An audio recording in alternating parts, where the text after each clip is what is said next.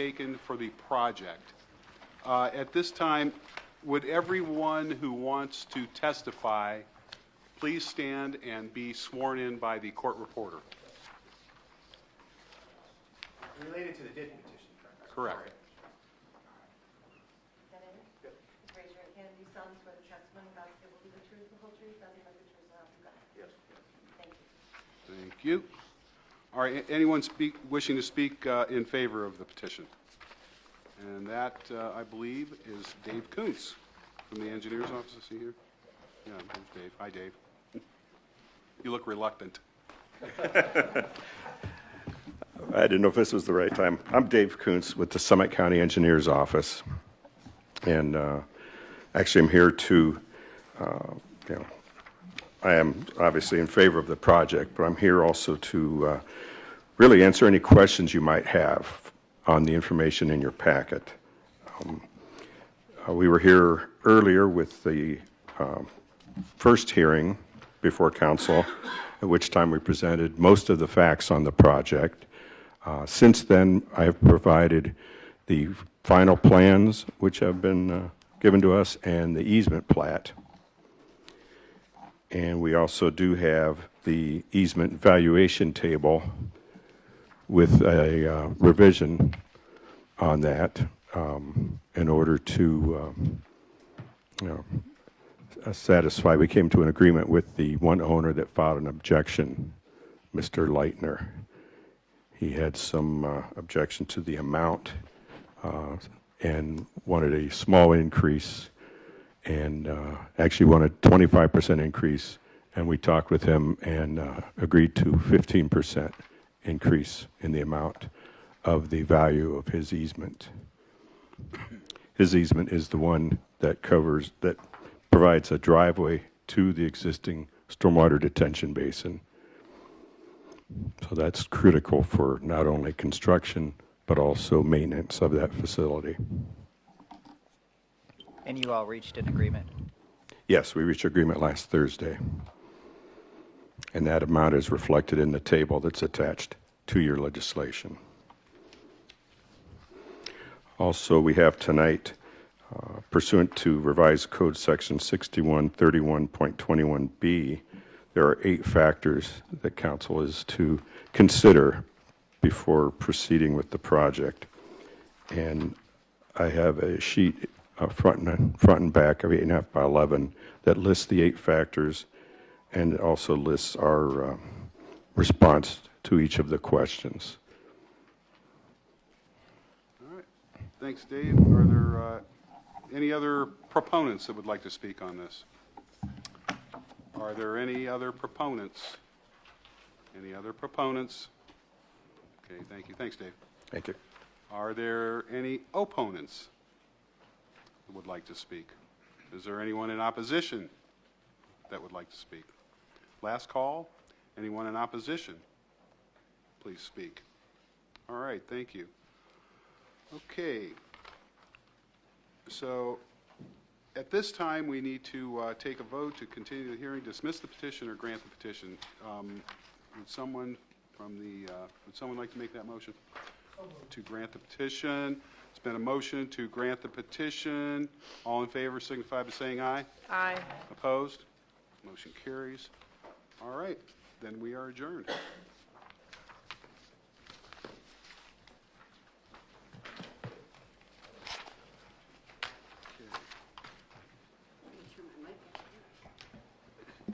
Before we go into, they go into committee tonight, we're going to go on and have public comments. The first person I'm going to be calling up is Samwise Ming Morgenstern.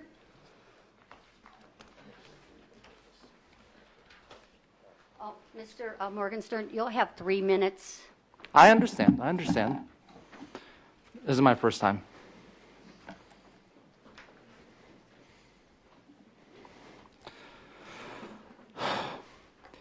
Evening, Council.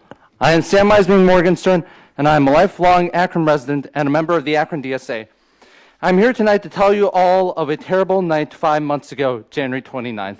Normally a day I could simply celebrate for the sake of it being my sister's birthday. Our childhood wasn't always easy. locking ourselves away from arguing parents. But at least our childhood did not end like Hind Rajab. Hind was a beautiful little girl born in Gaza 6 years ago, shortly before the Great March of Return, a mass outpour protest that involved thousands of Palestinians peacefully demonstrating against the blockade. This blockade is in its 18th year, but the plight of Gaza is 76 years old, much like the rest of Palestine. The attacks on Gaza increased to their greatest ferocity after October 7th, the day the siege was broken. Almost 5 months later, Hind and her family were free in Gaza City when the Israeli occupation forces caught up with them, leading to the death of several of her relatives. Hind sobbed into a phone call to the Palestinian Red Crescent, dying several hours later. According to her mother, Wissam Hamada, her voice faded at 7 p.m. Her voice revealed her haunting last words, "I'm scared of the dark. Come get me." The Red Crescent attempted a rescue, but their ambulance was obliterated by a tank shell, killing 2 aid workers, Yusuf Zaino and Ahmad Al-Madoun. This was after the occupation apparently agreed to the Red Crescent rescuing her along an approved route, promising that no harm would come to Hind and her rescuers. Al Jazeera and their investigation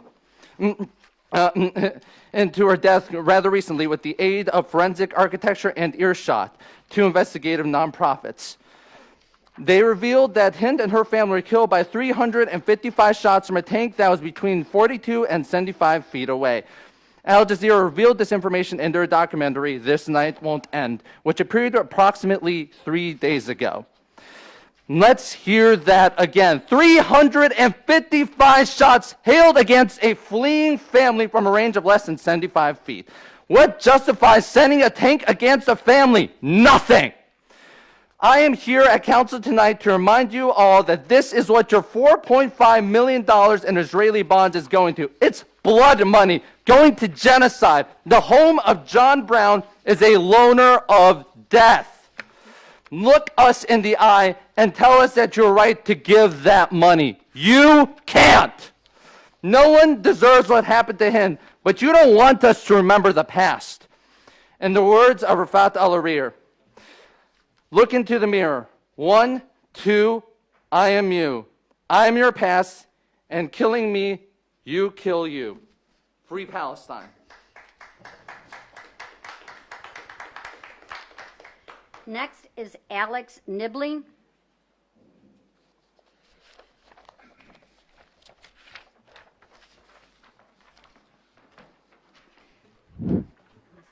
Hello, Council.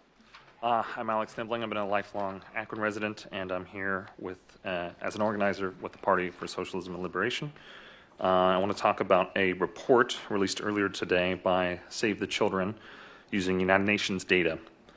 Specifically, it mentions that up to 21,000 children are estimated to be missing, which they define as being beneath rubble, where around 4,000 could be trapped there, detained, buried in unmarked graves, or generally lost from their families. This number does not include the greater than 14,000 children that have been confirmed to have died in the Gaza Strip as a result of the military actions of Israel. Moreover, there are an unknown number of children buried in mass graves, some which have been suggested to have been buried alive.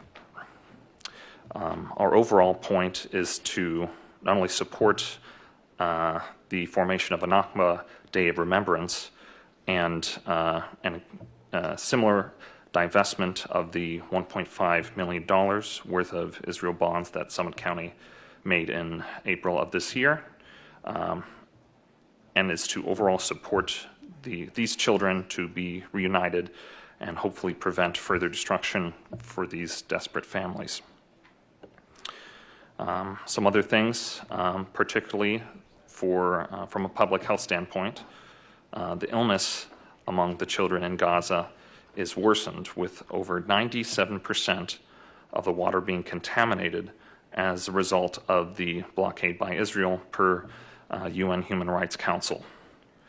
From there, 80% of the untreated sewage in Gaza is being discharged into the sea, while the other 20% seeps underground, ruining the groundwater in that area. Moreover, this amounts to about 50% of Gaza's children suffering from water-related infections, which has worsened even further since the initial period of water crisis that started in August 2012. Moreover, the unsafe salinity and nitrate levels in the water have been present since the blockade began in 2007, unrelated to the events on October 7th. I yield the rest of my time. Thank you. Thank you.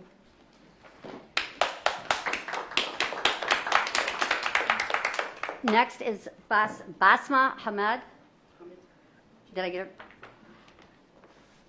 There's 3 minutes, okay? Okay, thank you. Assalamu alaikum. Good evening, everyone. Thank you for having me. What is Nakba? The day when Palestine's ethnic cleansing began. Nakba Day is Nakba Day, or the catastrophe, is observed on May 15th ever since the Zionist militias invaded Palestine on this day in 1948.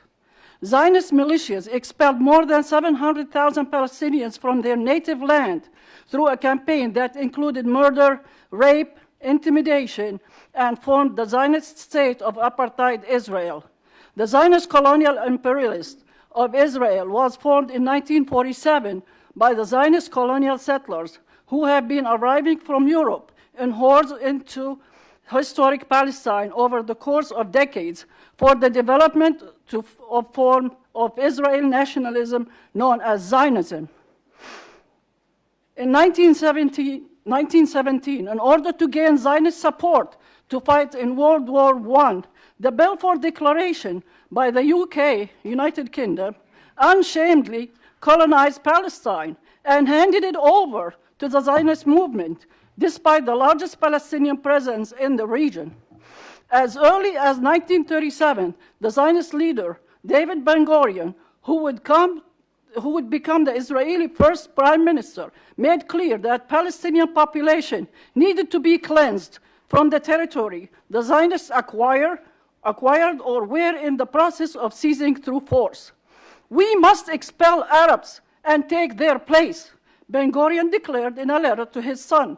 History repeated itself in 1967, when Zionists attacked and occupied Jerusalem, Gaza, and West Bank of Jordan. Now I cannot go back to my homeland in Deir Bzia, west of Ramallah.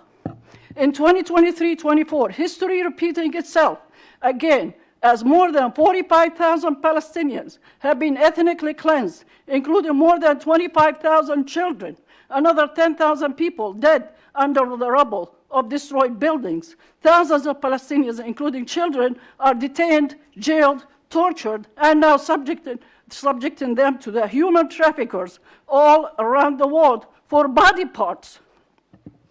Plus 2.3 million people displaced multiple times from their homes, 70% destroyed.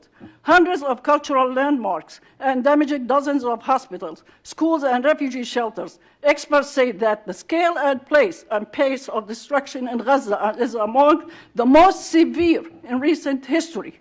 It was widely reported that there is no safe place in Gaza, as Israel struck areas it had previously told Palestinians to evacuate to. A severe humanitarian crisis has developed with health care in a state of collapse, shortage of food, clean water, medicine, and fuel due to the blockade, electricity and communication blackout. From the river to the sea, Palestine will be free. Thank you. Okay, thank you. Next is Miriam Asa.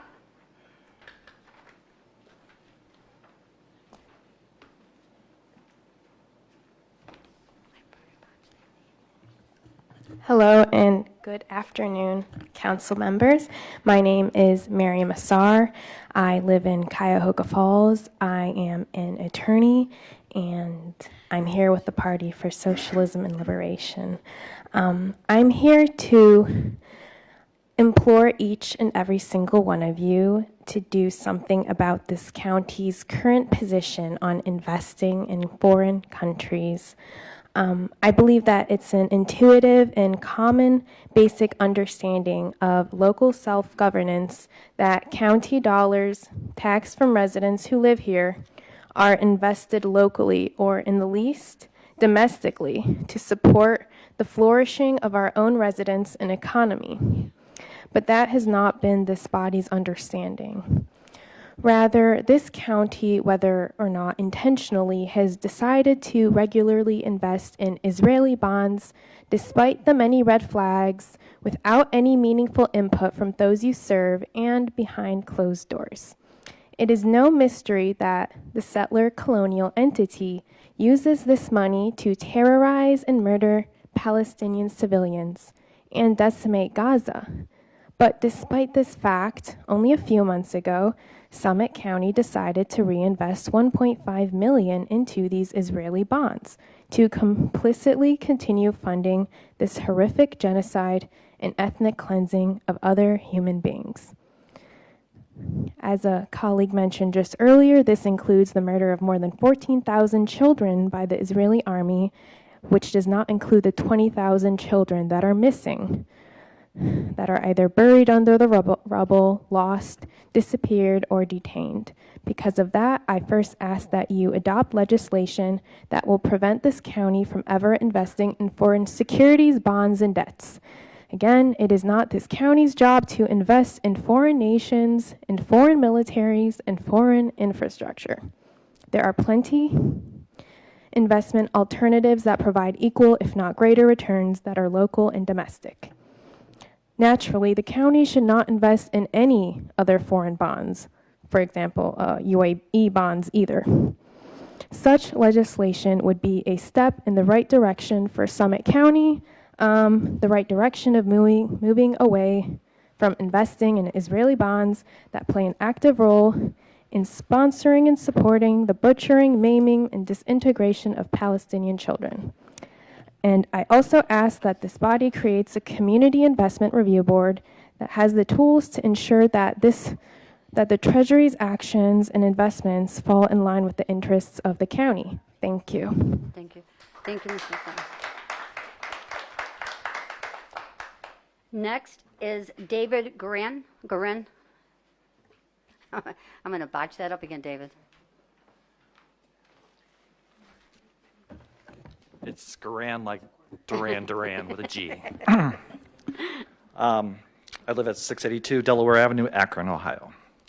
I have two issues for you this afternoon. One, I support the establishment of the Remembrance Day of the 1948 Nakba in Palestine to be sponsored by the county annually on May 15th. This goes along with the remembrance of the Holocaust that's already part of the county's schedule. Additionally, I support not renewing and selling the Israel bonds that are held by the county. Also, I recommend that Summit County no longer purchase any financial instrument that invests in any country or foreign corporation outside the United States. Two, I would encourage this body, the council, to make a statement against the sale of Summa Healthcare to a venture capitalist. Again, as I mentioned last week, Summa can't pay its bills as it is as a nonprofit organization. There's no logical way that a venture capitalist can make profits, which is its only purpose. There are only two ways for a venture capitalist to make money from a hospital system. Either to turn Summa into a full-service health provider that also trains medical professionals and helps the indigent people in the area to become a specialized hospital for wealthy clientele. Or General Catalyst, the venture capitalist company, will rack up debt from the cost of the purchase of Summa and will sell off the medical equipment and Summa's facilities to other entities. Therefore, this body needs to do whatever it can to stop that sale. Thank you much. Thank you, David. Next is Matthew Charbois. Nope. A lot of you guys, the writing is like really hard to figure out, but Hello, my name is Matthew. I am an Akron resident. I came here to address the county's investment priorities, specifically its investments in Israel bonds, a state that numerous human rights organizations have called out for its horrific treatment of Palestinians. The county has $4.5 million invested in Israel bonds. Meanwhile, the people of Summit County struggle to meet their needs against stagnant wages and rising costs of living. My concern is that Summit County will deny responsibility for these investments, claiming that they weren't known about or that a bond managing firm or something of the sort made the decision for them. This would be a convenient excuse for politicians to wipe their hands of responsibility and feign ignorance. But the decision to invest in Israel amid the horrific ethnic cleansing it is committing was a deliberate choice made by Summit County. We know this because it had been unearthed in internal county documents attained through public records requests. Here is a memo from December 2023, written by Summit County Deputy Fiscal Manager Jacqueline Samsa. In this memo, Ms. Samsa produced a pros and cons list for investments in Israel bonds. She reasoned that these investments would produce a high yield, making it a wise economic decision. This reason was enough to approve the purchase of the bonds. But to her credit, Ms. Sampson noted the risk. She makes mention that Israel's aggressive behavior puts any investments into the country at risk, especially relevant now given that Israel seems to be expanding its military actions against Lebanon.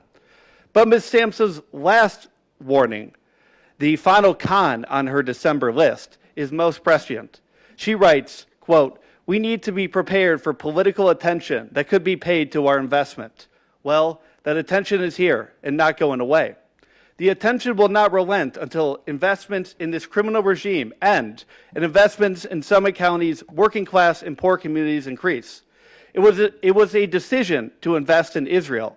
We demanded a decision to invest in Summit counties instead. Thank you. Thanks. Madam President, sir, could we get a copy of that? Would you give that to Mark? And Mark, would you give everybody a copy of that, please? Thank you, Madam President. Thank you. Next is Sharon Aguilera. Like Christina. Oh. All right. Good afternoon. My name is Sharon, and I'm a resident of Akron, and I also work here in Akron. I am here to speak out against the continued investment in Israel and its ethnic cleansing against Gaza. There is a concern that money from Summit County, money made and collected here from the Akron working class, is helping fund a brutal war in Palestine, a war of genocide against the indigenous people, the Palestinian people, from their native land. Just today, the human rights group Save the Children published a report stating that, in quotes, up to 21,000 children are estimated to be missing in the chaos of the war in Gaza, many trapped beneath rubble, detained, buried in unmarked graves, or lost from their families, end quote. Up to 21,000 children. 21,000 children whose life was snuffed out before it even began. 21,000 children who never got a chance to live a day in freedom. 21,000 children whose final days were filled with terror and despair as bombs rained down on their families. 21,000 children who watched as their homes and communities were completely and utterly destroyed. 21,000 children.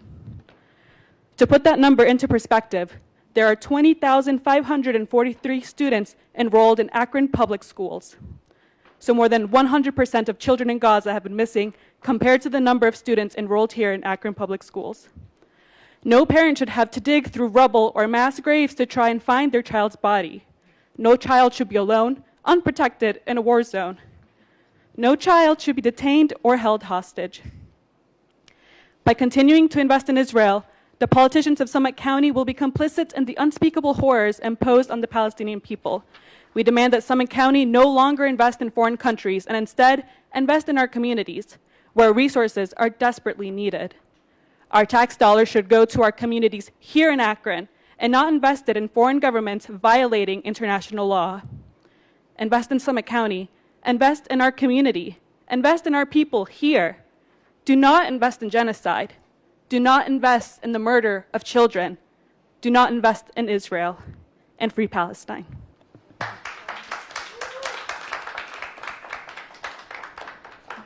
Next is Duana Jafal? She's not here yet. Oh, well.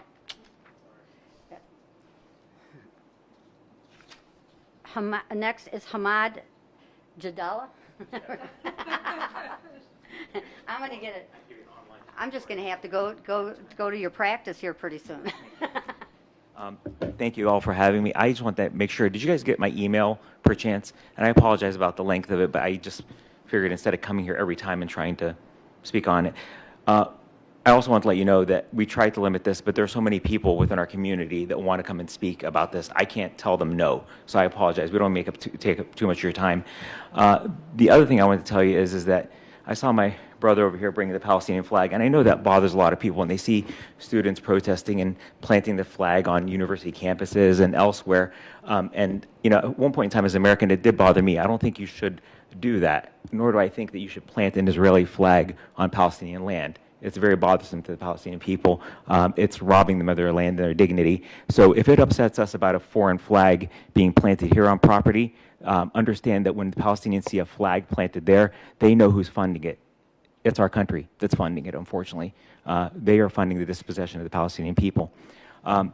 The other thing I want to talk to you about with the Israeli bonds is the fact that I know we're going to meet with hopefully with the fiscal office. We have yet to set up that meeting. We want you guys to be involved with this because, again, I don't know if this is all new news to you about the Israeli bonds, or did you guys know about this before? Because I didn't until we looked it up. But we went through 1,000 pages of information, and it seems like almost like somebody's pushing and pushing and pushing, not only Summit County, but all counties, all states, to invest. And I think they had a record number of $2 billion invested in the United States on top of the $17 billion that we've given. When we look at the numbers, just what our federal government has given, which is, again, our tax dollars, $50 to $60 million a day is going to Israel right now, with no accountability for their actions in terms of, we know they're breaking the law, we know what the international law says. And I ask you guys, what would you do if you were a Palestinian? I mean, if you were dispossessed of your land, what would you want us to do for you? Just yesterday, I was listening to a piece in NPR, and it was talking about the Zionist movement and what it did and how they knew exactly what they were doing. And basically, you had an oppressed people. Well, there were some people that had an ideology, but what they did was they took advantage of the oppressed people of Europe and told them, we want to build you a safe homeland within Palestine, but we want to make it European-like. And what they did was they preyed on their vulnerability, and they said, it's okay to do this, it's okay to do this. And it was not okay to do this. You took an oppressed people, and those oppressed people became the oppressors. And in this piece that I listened to, it talked exactly about the history. This is known facts. These are what Israeli scholars, like I told you, Jewish scholars, Holocaust survivors, people that founded Human Rights Watch, who was also a Holocaust survivor, have stated. Lastly, the one reason why I want to do this Nakba remembrance thing, and I think it's important, is because one of our own, Riyad Mansour, who is the actual UN ambassador for Palestine, he actually is a Youngstown State graduate. He's from my alma mater. He got his undergraduate and graduate degree at Youngstown State, and he got his PhD at the University of Akron. So he's one of us, and he's one of those people that we want to bring to speak here. I apologize. I don't want to take up too much of your time. Thank you so much for your time. Thank you, sir. Next is Sharif Wadala. I gave up on that. You did good. Hello, my name is Sharif Awadallah, and I'm a Palestinian American, lifelong resident of the city of Greene, and fourth-year student at the University of Akron. Over half a century ago, my grandparents moved to Northeast Ohio to start fresh, leaving behind uncertain lives in their respective Palestinian towns. Their families were torn apart and displaced during and after the War of 1967, which caused an exodus that was only a taste of what occurred during the Nakba of 1948. My grandparents, much like many Arab Americans of this area, moved here to support regional industries like rubber, steel, and eventually run their own local business, Roush's Market, where my grandfather put his University of Akron degree to work. Here I am today with the voice that they moved across the world for me to have, a voice that I've slowly found a purpose for, a purpose that has been exacerbated in the last 9 months. 2 years ago, I was asked to MC the Students for Justice in Palestine, SJP's first annual Palestinian Culture Night, which was a successful night filled with dancing, music, food, and inspirational speakers. This past spring, I emceed the event again. though it had a different tone. SJP Akron's second Palestinian Culture Night, titled The Roots of Resilience, brought together Akron community members of all faiths, UA faculty, students from campuses across Northeast Ohio, and Northeast Ohio's proud Arab American and Muslim American communities together with one shared goal: raising awareness about the injustices that have been occurring in Palestine for nearly a century now. A sold-out student-led event with over 420 guests, raising money for charity, and honoring the community that we've built is something that this council should be incredibly proud of. I've seen SJP Akron work in tandem with UA's leadership to reach common goals, protect free speech, and honor the tragedies of history that keeps repeating itself. As a student, I felt heard, felt like I belonged. I see there being no reason that the same cooperation cannot be done on the municipal and county levels. The Nekba is not the niche, faraway event that it may initially seem. The Nekba and dispossession that ensued has a direct connection to this community. Many of you have heard of the Palestine Children Relief Fund. But did you know that it was started here in Northeast Ohio and is now a worldwide organization that has helped fund thousands get relief and sustain the infrastructure needed to survive? These learning initiatives didn't happen overnight and all start at the local level. Thank you. Thank you. Next is Ricky Bessie.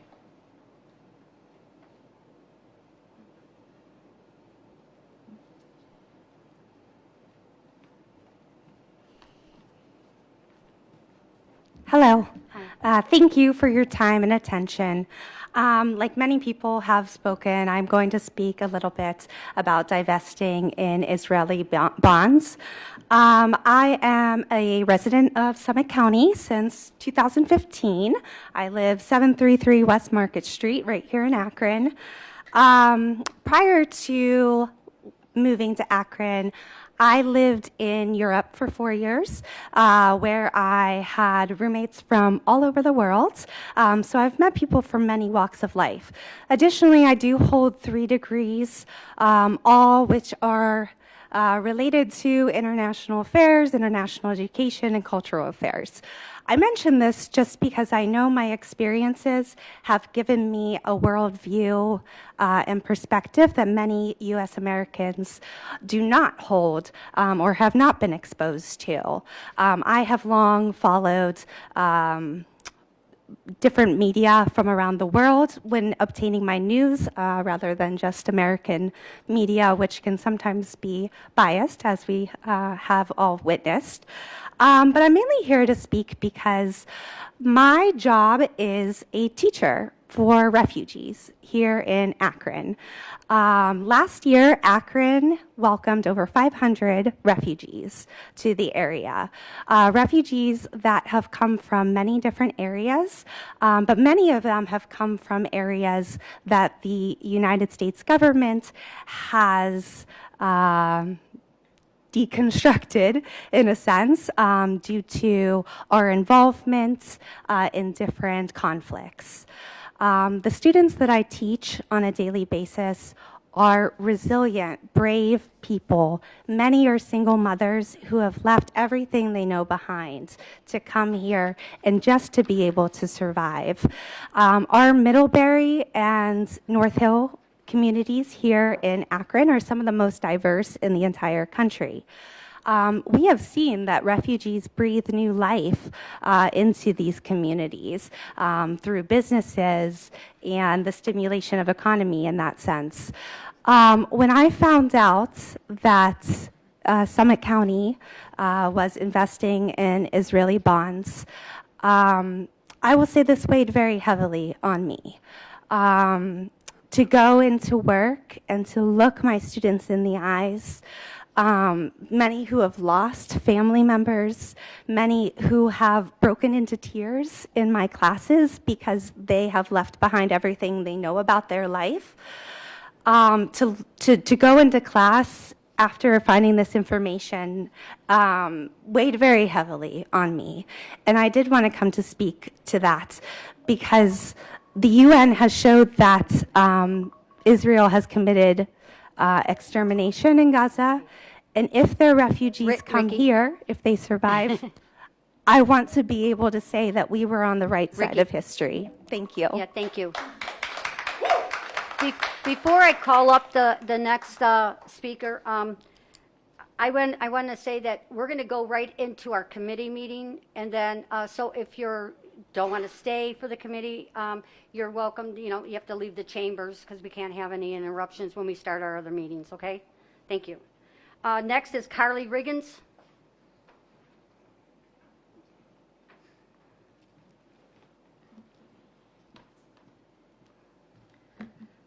Good evening. My name is Carly Riggins. I'm an organizer with the Party for Socialism and Liberation, and I'm currently employed in Summit County.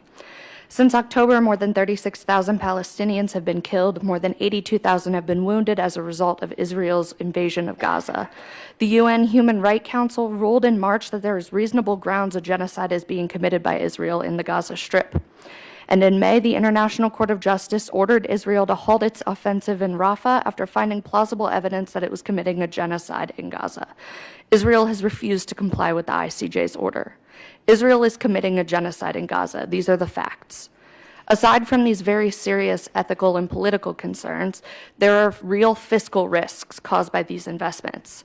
Summit County's investment management company, Meter, has even advised the fiscal office against future investments in Israel as recently as this February, citing the, quote, ongoing military conflict, political risk, and legislative risk, as well as a, quote, negative trend in Israel's public finances. This is not a stable investment. We are asking you to stop financing Israeli war crimes by ending investments in all foreign bonds. Not only that, we are asking you to shift those investments in foreign bonds into places where they can serve the local community, like in municipal bonds. These bonds provide vital funding for local infrastructure improvements, schools, and hospitals. By leveraging our investment portfolio to invest more in municipal bonds, we will, in the short run, help local institutions meet their cash flow needs, and in the long run, lower the borrowing costs for these institutions by stimulating demand for their bonds. The cost savings to taxpayers from investing locally are potentially very significant. Moreover, the bond yield for Cleveland municipal bonds, as an example, is 5%, which is a lot more than what U.S. bonds can offer. So by investing locally, the county is getting a competitive return on its investment, meeting the cash flow needs of local institutions and generating cost savings for taxpayers. It's a no-brainer that keeping our money in the community is good for the community. Please stop putting Israel's needs ahead of Summit County's. End our investments overseas and keep that money here at home. We're also asking for a community-led oversight review board of future investments in the county. Thank you. Councilwoman Liz Walters would like to ask a question. Oh, no, you're good. I don't need to ask a question. I just wanted to give, one, thank you all for coming. Public comment is here for the public. And I just wanted to give you guys some updates so you know that we hear you and we're discussing these things you're bringing before us. First, I want to let you know that we do have an investment review board. It's called the Investment Review Board. It meets quarterly. And Mr. Cassidy, how is that meeting noticed to folks? Is it open to the public? It is. Okay, great. So usually you can find postings on this bulletin board out here or on websites. So that board meets quarterly for folks who are interested in listening in or being a part of the review process of our investment portfolios. Number two, unfortunately, the selling of Israeli bonds, as we are discovering, is difficult. It has to be approved by the government of Israel. So we're not in a position right now to get rid of those bonds. We can't legally do that. But we all internally have talked and have no plans to purchase Israeli bonds moving forward. So we're going to let these things run their course. But in terms of crafting a law, right, some parts of county government are highly regulated by the state. And if you're interested in reading this section, Ohio Revised Code Section 135 is the part that speaks to county investment portfolios. It does not specifically outlaw our ability to invest in foreign governments. The thing we do not know is, as a charter county, is if we have the authority to legislate on this matter or we are preempted by the state. So we are working on having a conversation with the right different county legal minds to figure that out, but just want to give you an update on the things that we could share back with you this evening, as this is our last meeting until we come back in August. So in August, we expect to have hopefully more information for you all about what we can or cannot do. So just wanted to share that with folks. Thank you all for being here tonight. Can I ask a quick question? Is there anybody on council that's on that board or Yes, the president of council sits on the board. That's what, again, we wanted to make sure there's somebody on council. Yeah. on that group. Yep. Thank you, guys. Thank you.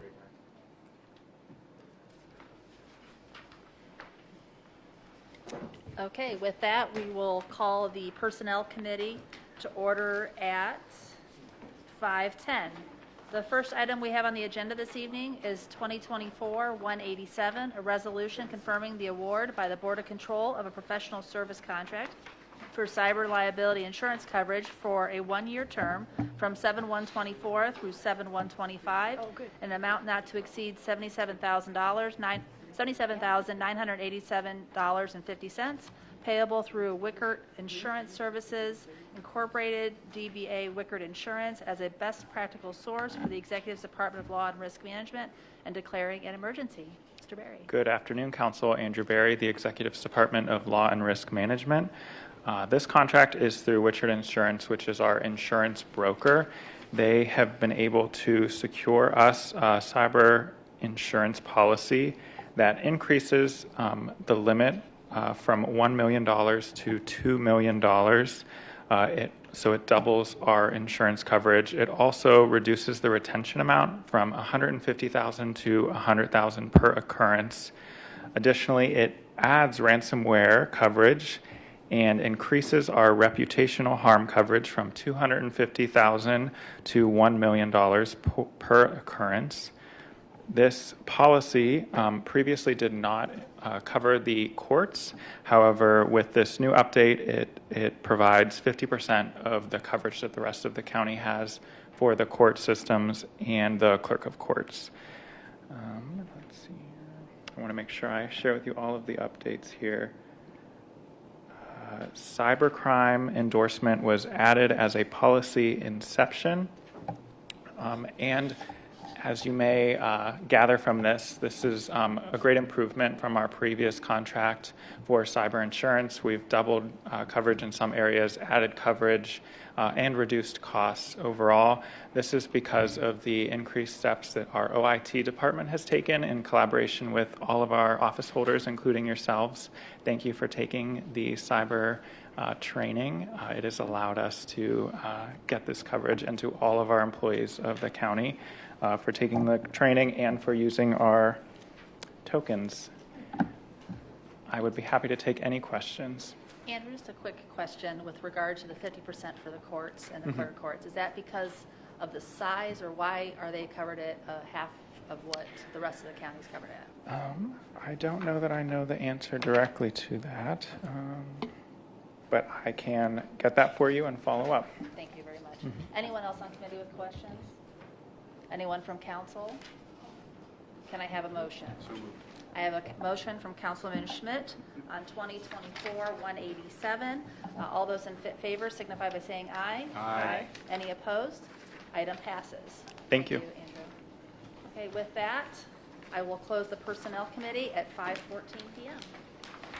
Public Works Committee will come to order. We have 8 resolutions to consider this evening, the first of which is 2024-188, a resolution authorizing the executive to execute an Ohio Department of Natural Resources grant application and any other documents necessary to apply for and accept the H2 Ohio Wetland Grant funds in the amount of $445,000 for the Idlebrook Bank Fall Wetlands Project located in Bath Township and Council District 5, with a local match of $1,365,000 in American Rescue Plan Act funds for the executive and engineer, and declaring an emergency. Thank you. Heidi Swindell, Summit County Engineer's Office. We applied for this grant last year. We did not get it, but they gave us some pointers. They said we were really close and to apply again this year. As part of the grant process, we do need legislation from our governing body. We are upping the amount we're contributing towards the project in this. We had it budgeted of ARPA funds anyways, so this way we can reduce that a little bit if we get these grant funds. But it's along Idlebrook, and it's for the reducing flooding and water quality there. Happy to answer any questions. Thanks, Heidi. Are there any questions from members of the committee? Members of council, the public? Jeff, you want to move on that? Jeff moved on 2024-188. All in favor say aye. Opposed? The motion carries. 2024-189, a resolution confirming the award by the Board of Control of a professional design service agreement with Sustainable Streams LLC for the Chafee Road Area Watershed Study located in Sagamore Hills Township in Council District 1, an amount not to exceed $219,700 for the engineer, and declaring an emergency. Thank you.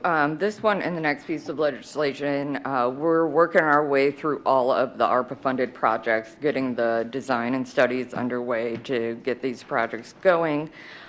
This one is the project that was chosen for Sagamore Hills, and we sent out a wide open request for proposals. We got a bunch back, actually, and let me see here, which one am I on? Yes, Sustainable Streams, this one was the highest scoring in the engineer's evaluation of their submittal. Happy to answer any questions. Thanks, Heidi. Questions from members of the committee, members of council, the public? Aaron, you want to move on that one, please? Sure. Aaron moved on 2024-189. All in favor signify by saying aye. Aye. Opposed? The motion carries. 2024-190, a resolution confirming the award by the Board of Control of professional design service agreement with EDG Incorporated for the Marwell Boulevard and Darrow Road Area Watershed Study located in Twinsburg Township in Council District 1 in an amount not to exceed $130,507.13 for the engineer, and declaring an emergency. Same, this is also for the Surface Water Management District. This is for the Marwell Drive Darrow Road area in Twinsburg Township. We received 2 proposals, and the highest scoring consultant was Environmental Design Group. Happy to answer any questions. Questions from members of the committee, members of the council, the public? John Donofrio moved on 2024-190. All in favor say aye. Aye. Opposed? Motion carries. 124-191, a resolution confirming the award by the Board of Control of a construction contract with Melway Paving Company, Inc. for the Hines Hill Road resurfacing project in an amount not to exceed $78,327.20 for the engineer, and declaring an emergency. Thank you. This is actually a Boston Township project. They got federal lands access program, FLAP grant money. They, as a township, are not allowed to administer and contract the project. Qualified LPA, which the county is, has to administer the project. So we are doing this on their behalf. And this $78,000 will all be paid by the federal government. Questions from members of the committee, members of council, the public? Gloria, you want to move on that, please? Gloria moved on 2024-191. All in favor signify by saying aye. Aye. Opposed? Motion carries. Thank you, Heidi. Thank you. 2024-192, an amended resolution authorizing the executive to advertise for bids for the construction of Project Q453 Fish Creek, or Crick, depending on where you're from, wastewater treatment plant, number 25, for a estimated total cost not to exceed $5,900,000, and to authorize the county executive to apply for and execute a water pollution control loan fund agreement for a loan in an amount not to exceed $8,100,000. That's a typo. I'm sorry, sir. It's the 8.8 million figure there. We'll just cross that out. $8,800,000 to fund the project located in the city of Stowe in Council District 3, and repealing resolution number 2023-152 and resolution number 2020-067 for the Executive's Department of Sanitary Sewer, and declaring an emergency. Thank you, Chair. Michael Vinay for Executive Shapiro's Department of Sanitary Sewer Services. If you remember, County Council previously approved us rebidding this project because we added scope to the project, including additional work on our oxidation ditch. We did go out to bid, as you'll see in the next piece. However, we do need to increase the loan amount for this project, and this piece covers that. Happy to answer any questions. Questions from members of the committee? Members of council? The public? Gloria, you probably want to move on this, don't you? Gloria Rogers moved on 2024-192. All in favor signify by saying aye. Aye. Opposed? Motion carries. 2024-193, a resolution authorizing the executive to execute a construction contract subject to the approval of the Board of Control with Kenmore Construction Company, Inc. for Project Q453, Fish Creek Wastewater Treatment Plant number 25, located in the city of Stowe, in Council District 3, in an amount not to exceed $6,438,550 for the Executive's Department of Sanitary Sewer, and declaring an emergency. Thank you. This is the actual construction contract for the project with Kenmore Construction Company. We did go out to public bid. We received 2 bids. The other bid from Set Incorporated was at $7,036,551. So Kenmore came in lower, and we are asking that we award the contract to Kenmore. Happy to answer any questions. Questions from members of the committee? Ms. Woolley. Mike, how long does a project like this take from start to finish? This one has a construction schedule of 18 months. You know, Mike, I walk every morning when it's nice enough through Waterworks, and I go over the river, and it's probably a mile downstream from the effluent, from the Fish Creek water, and the effluent goes into the river. Sometimes there's soap suds on the top of the river, and I've discussed that with the gentleman from EPA. But and he says it's nitrogen?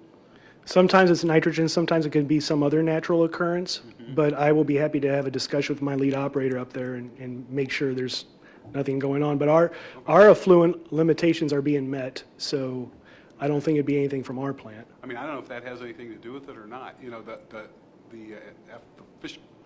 water treatment plant that's upstream, if that has anything to do with those soap suds on top of the water or not. And, you know, it's not all the time. It's only certain times. That's what makes me think that maybe it is something that we could do something about. Yeah, I will definitely talk to our lead operator, and I'll shoot you an email or I'll get in contact with you. Thanks, Mike. It's probably after a heavy rain.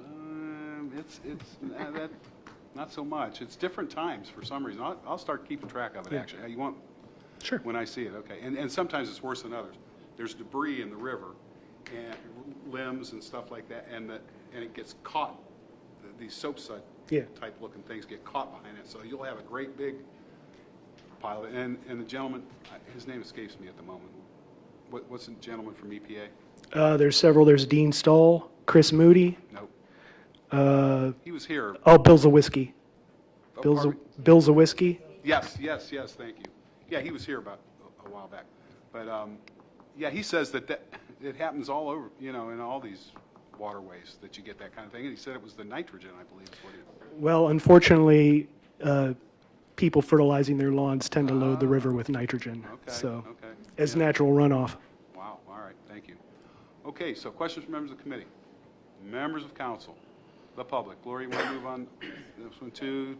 Gloria moved on 2024-193. All in favor signify by saying aye. Aye. Opposed? Motion carries.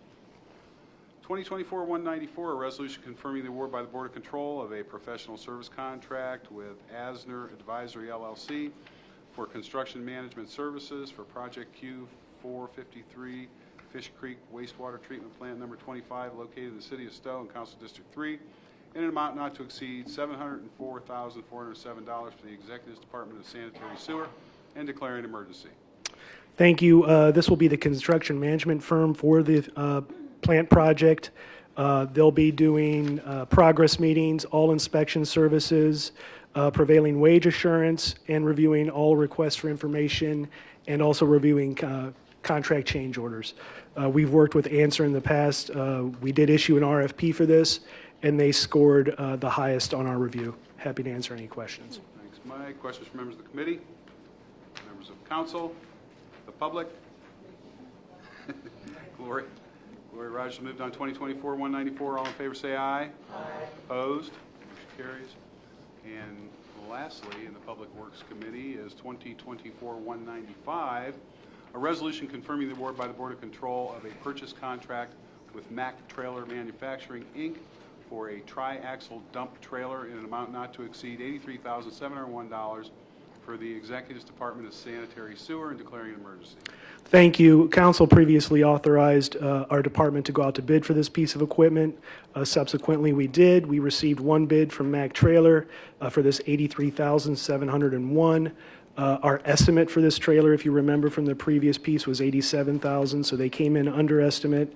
And honestly, this is the second or third trailer we've bought, and they've always been the sole provider of this trailer. So they usually come in either at estimate or below estimate. Happy to answer any questions. All right, thank you. Questions from members of the committee? Members of council? Brett. Thank you, Mr. Chairman. How many sludge trailers do we currently have then? We currently have 3, and we're renting 1, so we have 4 in operation. What this purchase will be able to take the one we're renting off our budget as a rental, and we'll have this one moving forward, so we'll have all 4. Okay, good. Thanks. Are there any other questions from members of council? The public? Mr. Donofrio moved on 2024-195. All in favor signify by saying aye. Aye. Opposed? Motion carries. Thank you. Mike, any other business to come before the Public Works Committee? Then we are adjourned. Planning and Economic Development will open at 5:26. We have 3 pieces tonight. 2024-196, a resolution approving and authorizing the executive to execute and submit the Community Development Block Grant and Home Investment Partnership Program 2024 Action Plan to the U.S. Department of Housing and Urban Development for program year 2024, and authorizing the executive to execute the 2024 Community Development Block Grant and Home Investment Partnership Program contracts for the Executive's Department of Community and Economic Development and declaring an emergency. Holly Miller. Holly Miller, Department of Community and Economic Development. This is our annual piece of legislation so that we can submit our action plan to the Department of Housing and Urban Development for Community Development Block Grant funds and home investment. As a reminder, Community Development Block Grant funds cannot be used within the cities of Akron, Barberton, or Cuyahoga Falls since they are their own entitlement communities.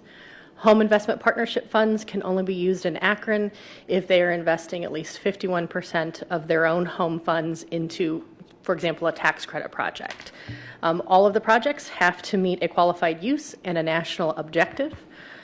We take applications on a rolling basis, so communities or individuals can submit applications all year long. We are a January 1 funder, but we just got our allocation amount about 45 days ago, so all contracts will backdate to January 1st, so they'll be able to get reimbursed going forward from January 1st to the time they sign contracts. Happy to answer any questions. Thanks, Holly. Does anybody, members of the committee, have questions? Any guesstimates on how many folks you think you can serve? Well, we leverage all of our CDBG funds with our other programs. So between replacing septic systems, lead abatement, lead safe, and our HWAP programs, we're able to take our $900,000 and leverage it and touch about 100 houses every year. Great, thank you. Okay, Any thank you. other question? Mr. Ford, did you have a question? So how do people apply? Individuals for minor home repair online, and then I also have a member of my staff that goes to all the community meetings and ward meetings, takes applications. We also go to the libraries, every library in Summit County, at least once a month, and we take applications right there and then. And I assume that information is like available if somebody called 311 or It's, something like that? well, 211. 311 is only for the city. 211 or through Unite Us. Yes. Thank you. Any other questions? I have a motion from Councilman Wilhite on 2024-196. All those in favor, please signify by saying aye. Aye.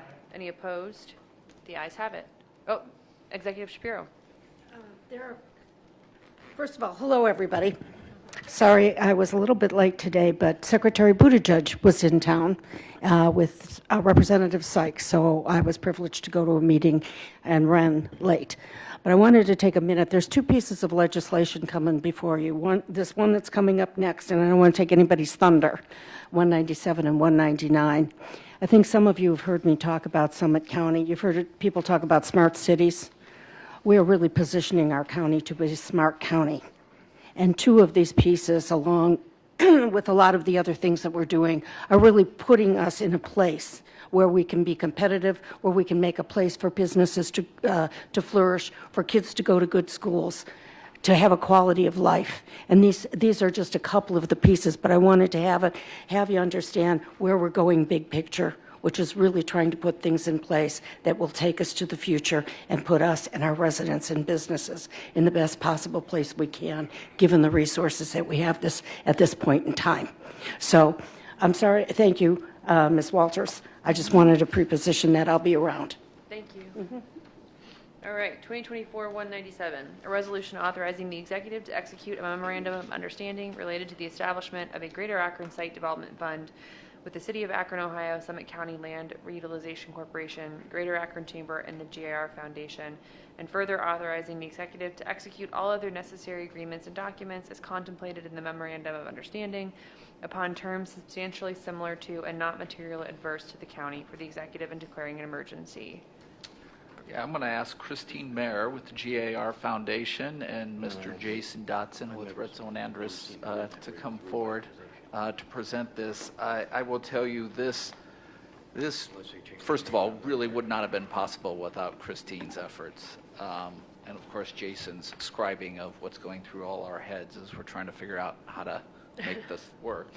But this really comes as kind of I would tell you, an offshoot. It's a regional effort that really, I think, comes on the heels of down in the Columbus area. They landed Intel, and the question of, well, why not Northeast Ohio? And then the kind of starting to take stock, not just here in Summit, but in surrounding communities of okay, what sites do we have available for development, and what is it going to take to make many of these sites, who are older industrial-based sites, available for reuse? And with that, Christine, take it away. Thank you. Good afternoon, Council. Thank you for allowing me to speak with you today. My name is Christine Mayer. I'm the president of GAR Foundation. As Brian mentioned, GAR has supported the Greater Akron Site Development Fund. And basically the reason that we did is, in the past handful of years, the deal flow from Jobs Ohio and other, even deals not associated with Jobs Ohio have ticked way up, but you wouldn't necessarily know it sitting here in Summit County because we have not been the beneficiary of a lot of those deals. The Intel thing is one story. I'm not here today to say that Intel would have landed in Summit County had this program been in place, but there's a huge number of related opportunities and supply chain companies and others who are trying to follow in the wake of Intel. And we feel like this community has great manufacturers. We have a lot of talent. We've got a lot of companies. We have good policies and sort of good protocols to have more business activity here. What we have not had is sites that are ready and that are close to where people who could work in them live. So, if we can get an inventory together, we can be more competitive when these deals come along, and that could hopefully prevent new companies coming to Ohio and landing out in greenfields, which has a negative effect environmentally of people having to drive a long way to get there for work, and also has a very negative effect on inclusive economic development in that a lot of communities get left behind and are not able to get to those opportunities. So we want to make sure that Greater Akron and Summit County have great sites that are ready for this kind of activity in the future, and that's what this site would enable. And Jason's going to tell you how or answer all the really hard questions. Thank you. Jason Dodson with Rutzel and Andrus, and as Brian and Christine had indicated, we drafted the memorandum of understanding between the parties and tried to put together what everybody had talked about into a single, hopefully cohesive document. And so just to kind of walk through it step by step, the private funder that would be involved here has committed to donate $1 million towards the fund. I believe a third of that has already been received by the chamber, and then the next a third over the next 2 years are going to come in as well. The requirement from that funder was that we would have to match that with $300,000 raised locally to go into the fund for a total of $1.3 million. Under the MOU, the county would put in $100,000, $50 this year, $50 next. City of Akron would put in $100,000, $50 this year, $50 next. The GAR Foundation has already put in $50,000. The land bank would put in $25,000, and the chamber would put in $25,000 as well. So that would get to the $1.3 million or the $300,000 locally. From there, then, those partners would then create a steering committee that would help kind of guide this work. And the county would have two members on that committee. The city would have 2 members on the committee. and then the other partners would each have one, so that you have a 7-member committee weighted towards the contribution of the members who gave a little bit more, being the city and the county. From there, the chamber would hire a firm by the name of Allegro, which is a firm based out of Cleveland.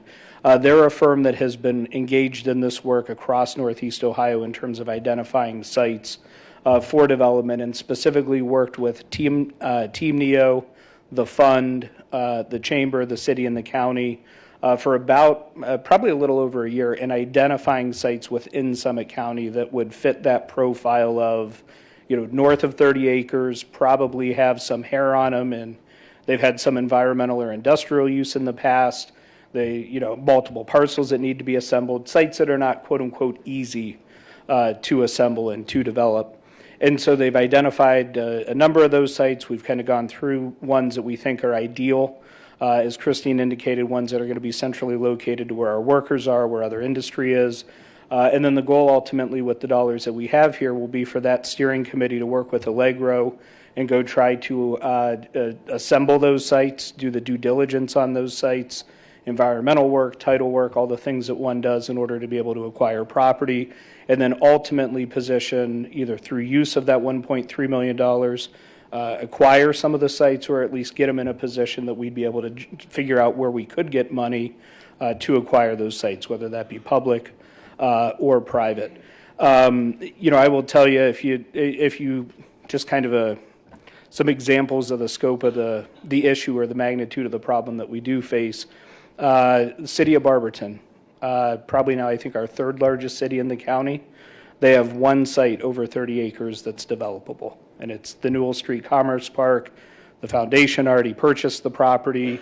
We've got control of that, and that is literally, I think, at 36 acres, the largest piece of developable land in that entire city, which has been, kind of known for having that industrial base here in the county. If you look at the city of Akron, I don't think the city of Akron even has a 100-acre site that you could acquire and develop. If you're talking within the entire county, 100 acres that's rail adjacent, I think at one point in time we had 3, and I don't even know that we have those 3 left at this point in time. So we kind of frame it in terms of the Intel deal, and it's actually kind of convenient that our mayor of Monroe Falls is here, because kind of when the Intel deal came together, we kind of hopped on the GIS map and came up with that you would essentially need to buy all of Monroe Falls and level it in order to have as much land as they did in the Intel deal. Or for Christine, half of Talmadge. I mean, that's essentially the geographic scope that you would need to have to do that type of development. And we just don't have that type of land here. And so this is an effort to leverage, I think, at a 13-to-1 ratio for the county money to help develop some of those sites that we have here that may be carved up, that maybe have environmental issues, and get them back into productive use, productive tax-paying use here in the county. Thank you, Jason. I have a question from President Darrow. Mr. Dotson, how many members are on the committee, the steering committee? 7, and 2 of those would be from the county. Okay. And then the other members, are they just from the Akron, the land bank and so forth? Yeah, so you'd have 2 from the county, 2 from the city, 1 from GAR, 1 from the land bank, and 1 from the chamber. So the same 5 partners, but the city and the county have a little bit higher weight due to the higher contribution amount. Thank you. Mr. Wilhite. Jason, the process for setting the committee up, how long of time will that take? Will this be something that can be done pretty quickly? Is it on any kind of a timeline? I think we have a meeting of the partners scheduled for next Monday or Tuesday. And I think the design would be coming out of that meeting that we would know who the committee members would be. Great. Thank you all for putting this together. This is the kind of things that we need to do to be competitive. And I always say and we all know there's 3 branches of government, but I say there's actually 4. We have a quiet branch of government in our foundations. We are blessed in this community. I see it every day because of what I do. But we have foundations that are proactive. They don't just sit and wait for folks to come and beg them for money. You guys are very proactive. And Christine, thanks for all you did in this.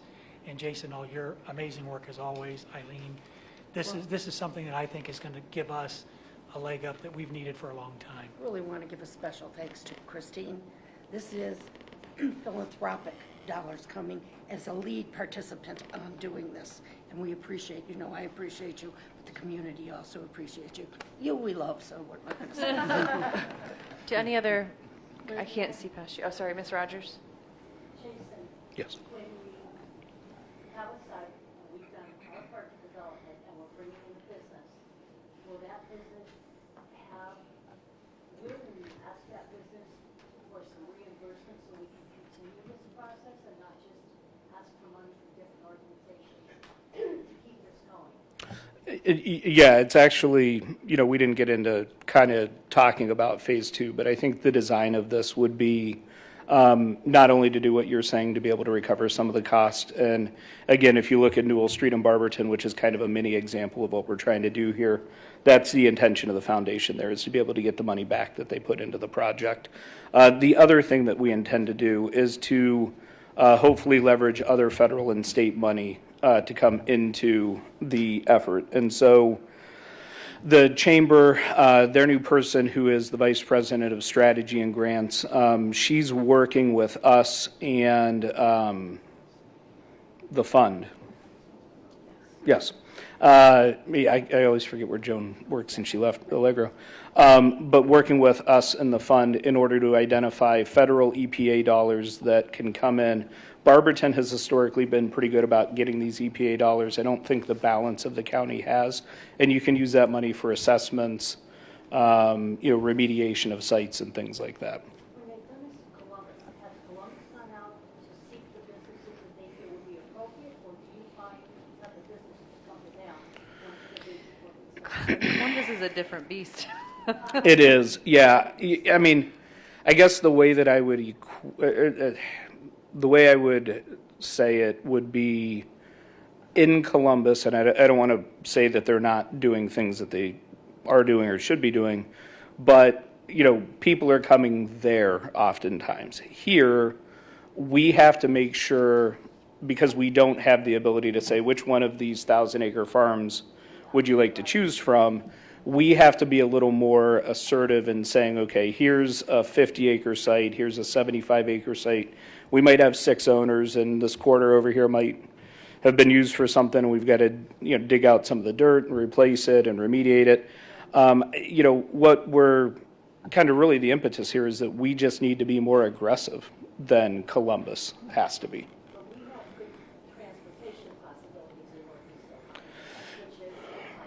Yeah, I mean, I think in particular, some of the areas of focus that we want to use the money are, we don't want to go up to a site that is necessarily located right next to the turnpike that is a greenfield site and ready to go. That site's going to develop. Those are the sites that are easy for us to fill.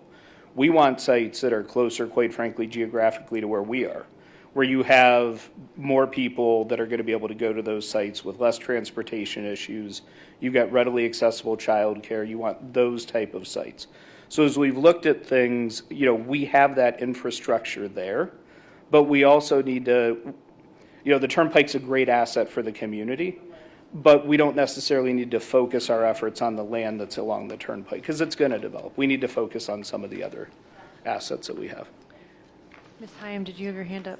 Just a quick question. As far as who will make the appointments to the board from the county, will those come before council? So I will defer to the law director, but my recollection is that if it's not a statutory board, that I think they're just up to the executive's office. But. Ms. McKinney? Thank you. So, in the Newell Street example, the site needs still some work. You said it was purchased by the Greater Akron Chamber?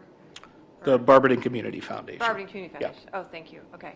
And then what would be the next step then in terms of shopping that to industry? So in the example of the Newell Street site, so the site was initially acquired by the Barberton Community Foundation. The city contributed some of that EPA money that I mentioned of before in order to do the phase 1 and the phase 2 for the site. Once the foundation acquired it, some more of that EPA money was then used to demolish a couple of the structures that were there. They weren't large structures, but they had to come down. They had a little bit of asbestos in them, and were just kind of open nuisances for people to go in and do whatever they were doing. And so at this point in time, the site is clean, the site is fenced off, it's ready to go. We're working right now through a cooperative agreement for a land swap with the school for the adjacent property on Norton Avenue, so it'll have access directly off of Norton Avenue. And then the foundation is currently meeting with brokers in order to market that property for commercial redevelopment. So it is kind of gone that whole life cycle that we have envisioned with this fund of identify site, negotiate through a relatively difficult negotiation process with the owner, acquire it, and then get to the point where we're now close to getting rid of it and redeveloping it. Mr. Ford? So as you were planning and thinking about the fund, was there a ideal size, because I love this idea, was there an ideal size company that you all had in mind? Okay, maybe it's not an Intel if it's going to take up all of Monroe Falls, but was there an ideal size company that you all were thinking about, or no? Not yet. Do you want? I've got. I'll You defer can to you name, if you have that. even I've if got you some just ideas named I'll a throw company, you don't have to say $1 million or $2 million or what. So I can't tell you of an ideal size company, but certainly what we hear from the site selectors who pass over this area again and again is ideal size, space, and ideal type of space. You know, so they want warehouse space, or they want something that is wide open, you know, where their machinery can go. And so to have sites that are ready kind of gives a clean slate that they can work on, which is more, you know, kind of more palatable to be flexible and to attract all different kinds of companies. And the other way I would answer it is, if you look at sort of what Jobs Ohio has been up to in the past couple of years, there is a ton of sort of runoff deal flow from Intel of, you know, supply chain and other folks who aren't all going to locate down in Columbus, but need to be pretty close, need to have good access to that area. So I think there's going to be more of that. And we just want to be positioned so that we have sites that are close in. We don't want to gobble up more of the far-reaching spaces close to where people are, so they can maybe use Metro to get there if they need to. And I think that's kind of how we've been thinking about it. Now, Jason can add specifics or not. No, I think Christine has it right. I think it's more the type of companies and making sure that we're capitalizing on those emerging industries. I do some work for the city of Norton as well, and one of our kind of primary current sites that we have that's out on the market is the Norton Commerce Park, and it's about 85 acres, and we've submitted that site for everything from 140 job companies to 600 some job companies, and you know, so they're going to kind of be all over the place there. The other thing that I will add to it is, as Christine indicated, right now, and you can visibly see it if you drive around Akron, back 100 years ago when they had to grow from a manufacturing perspective, they'd build a floor that was 12 to 14 feet high, then they'd build another one on top, and they'd build vertically. The reality is now manufacturing is horizontally. They need room to expand, and they need 24 to 48-foot high ceilings. And the reality is we just don't have a lot of those buildings with those type of ceiling heights. So you have to build them, and you need the land available to be able to build them. Thank you. Any other question, Mr. Wilhite? Would council as a whole like to go on this piece? Great, you got that, Monique? Yeah. Okay, great. Do I have a motion? The move. I have a motion from Ms. McKinney on 2024-197. All those in favor, please signify by saying aye. Aye. Any opposed? The ayes have it. Thank you both very much. Thank you. Our last piece for the night is 2024-198, a resolution approving and accepting a subdivision titled Hart Ridge Subdivision Phase 2 located in Sagamore Hills Township in Council District 1 for the Executive Planning Commission and the engineer, and declaring an emergency. Heidi Thank Swindell. you. Heidi Swindell, Summit County Engineer's Office. This is just Phase 2 of the Hart Ridge subdivision off Dunham Road in Sagamore Hills Township. Phase 1, the infrastructure is complete. They're currently on a maintenance bond. There's 41 sublots in Phase 1. Phase 2 is going to have 24 sublots, and then there will be a future Phase 3 that you will see. But happy to answer any questions. Do you have any questions from council? None, can I have a motion? A motion from Mr. Wilhite on 2024-198. All those in favor, please signify by saying aye. Any opposed? The ayes have it. Thank you. Heidi. And Planning and Economic Development will close at 5:50. Now open Public Safety Committee at 5:50. Our first item is 2024-199, resolution authorizing the executive to execute a term sheet with the Development Finance Authority of Summit County, the Summit Fairlawn Broadband Regional Council of Governments, and the City of Fairlawn, and further authorizing the executive to execute all other necessary agreements and documents as contemplated in the term sheet upon terms substantially similar to and not materially adverse to the county, the executive, and declaring an emergency. So we have a number of guests here tonight, and I'll bring them up in a minute or two to add to this and to also be able to answer questions. If my count is right, this is the 7th resolution we've brought before council addressing this fiber project. And I think you all know this fiber project has, it's been an interesting 2+ maybe coming on 3 years now that as we've worked on this, it started out as a concept, and some of this predates back to initiatives that we undertook prior to receiving these ARPA funds, like the CARES Act dollars and the idea of building a fiber network for the criminal justice system that was focused primarily on the ability to have remote court operations, right?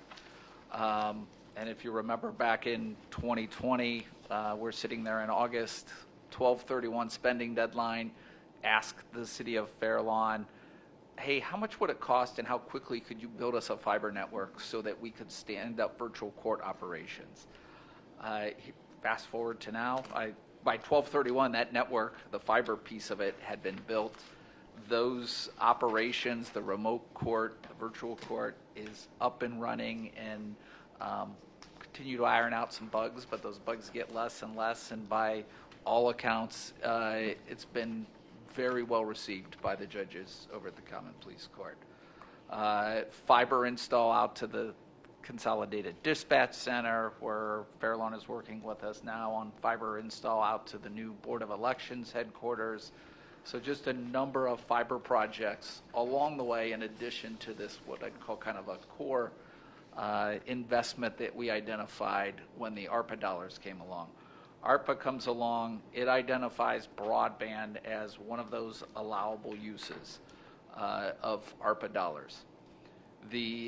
Looking at those ARPA dollars at the time, I think we've discussed this, the idea of how can we leverage these dollars, one-time dollars we'll never see again, but how can we leverage it to address things that either A, we've struggled with as a county because of lack of funding for years, like surface water, sewer down in Peninsula, or things that we think would position our county to be an advantage, give us a leading edge, both in terms of public safety, which is a core function of our government, working with the other communities, but then also how do we improve educational opportunities, economic development opportunities, investments in fiber and a fiber network across the county really seem to check all those boxes. As you recall, been down a few paths, design build. We then decided that wasn't going to work as well as we had hoped. Moved forward to a typical design contract, then a bidding out of the actual construction. As you recall, there's also been included in this from the beginning the idea of a data center.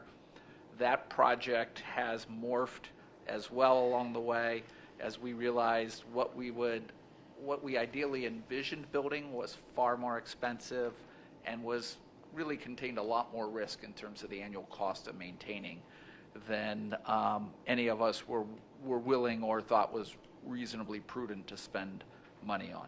There is still a fiber component, or a data center, contemplated in this term sheet, albeit a much smaller data center focused on governmental services, primarily of the county and the city of Fairlawn. The term sheet, and Mr. Dotson, he's been busy, again, penned this term sheet. If you recall, Jason also penned the original intergovernmental agreements and COG documents that the county and Fair Lawn, with your approval, entered into. There are some provisions in here to make some modifications based on the changes in how we currently view this and how we're currently proceeding with the construction of both the data center and the fiber ring. And then the changes to some of the lease structures are contemplated in here.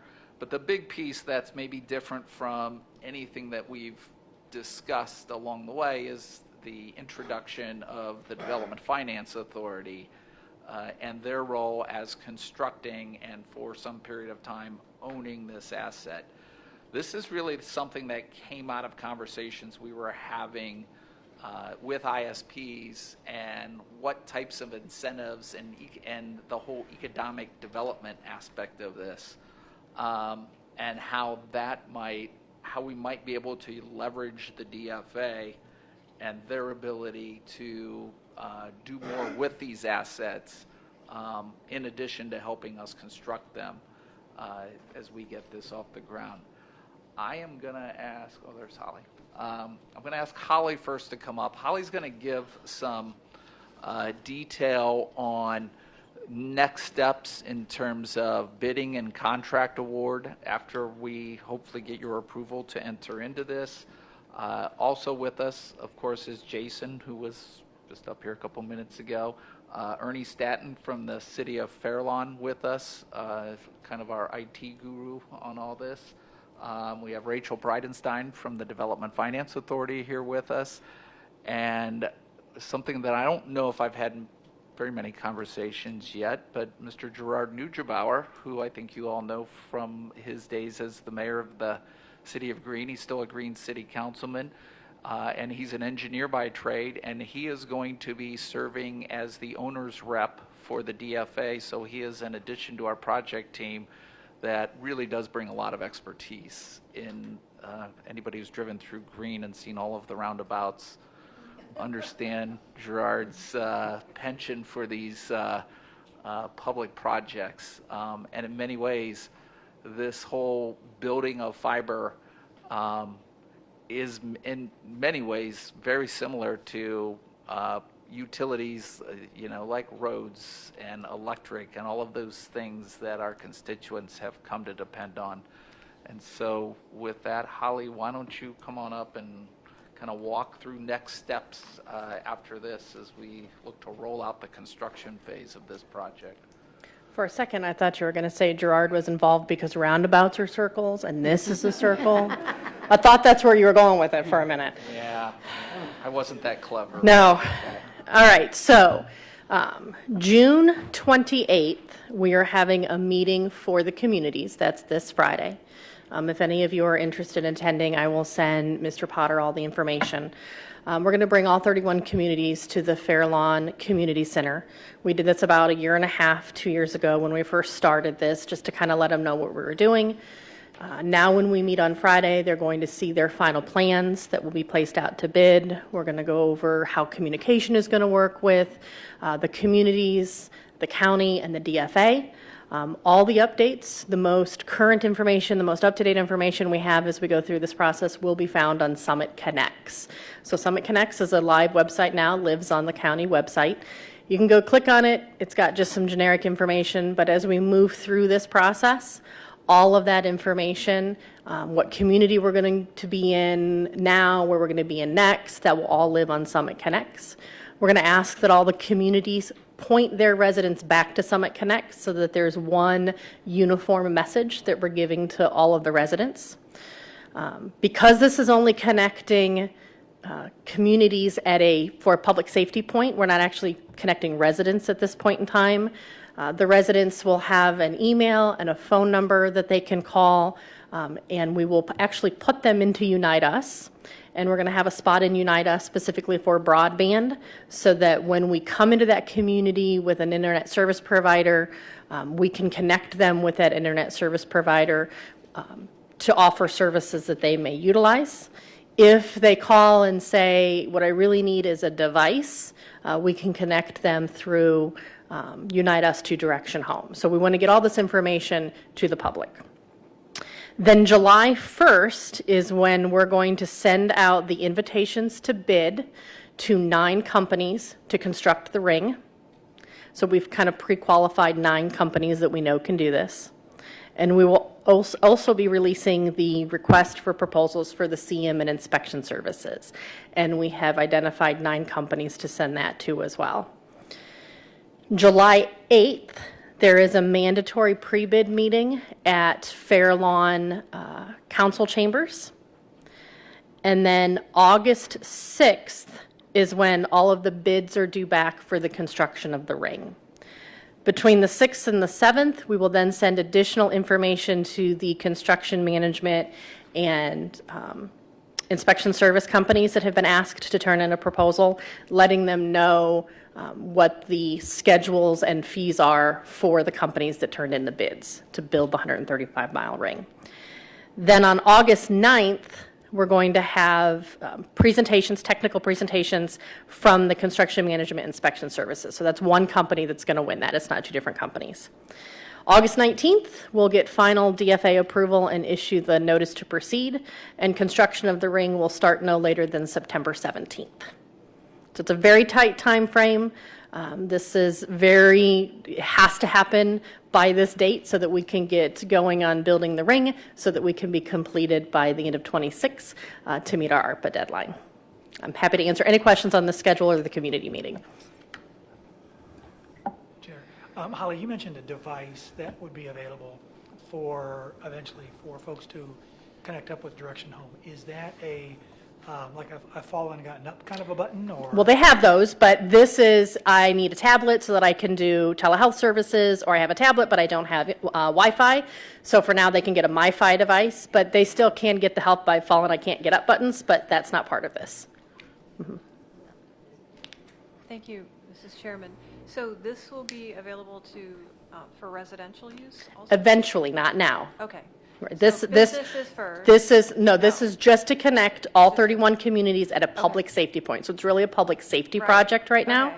Then as we move through with the internet service providers and negotiations with an internet service provider, then businesses and residents will be able to connect. Brian, do you want to talk about the proof of concept project?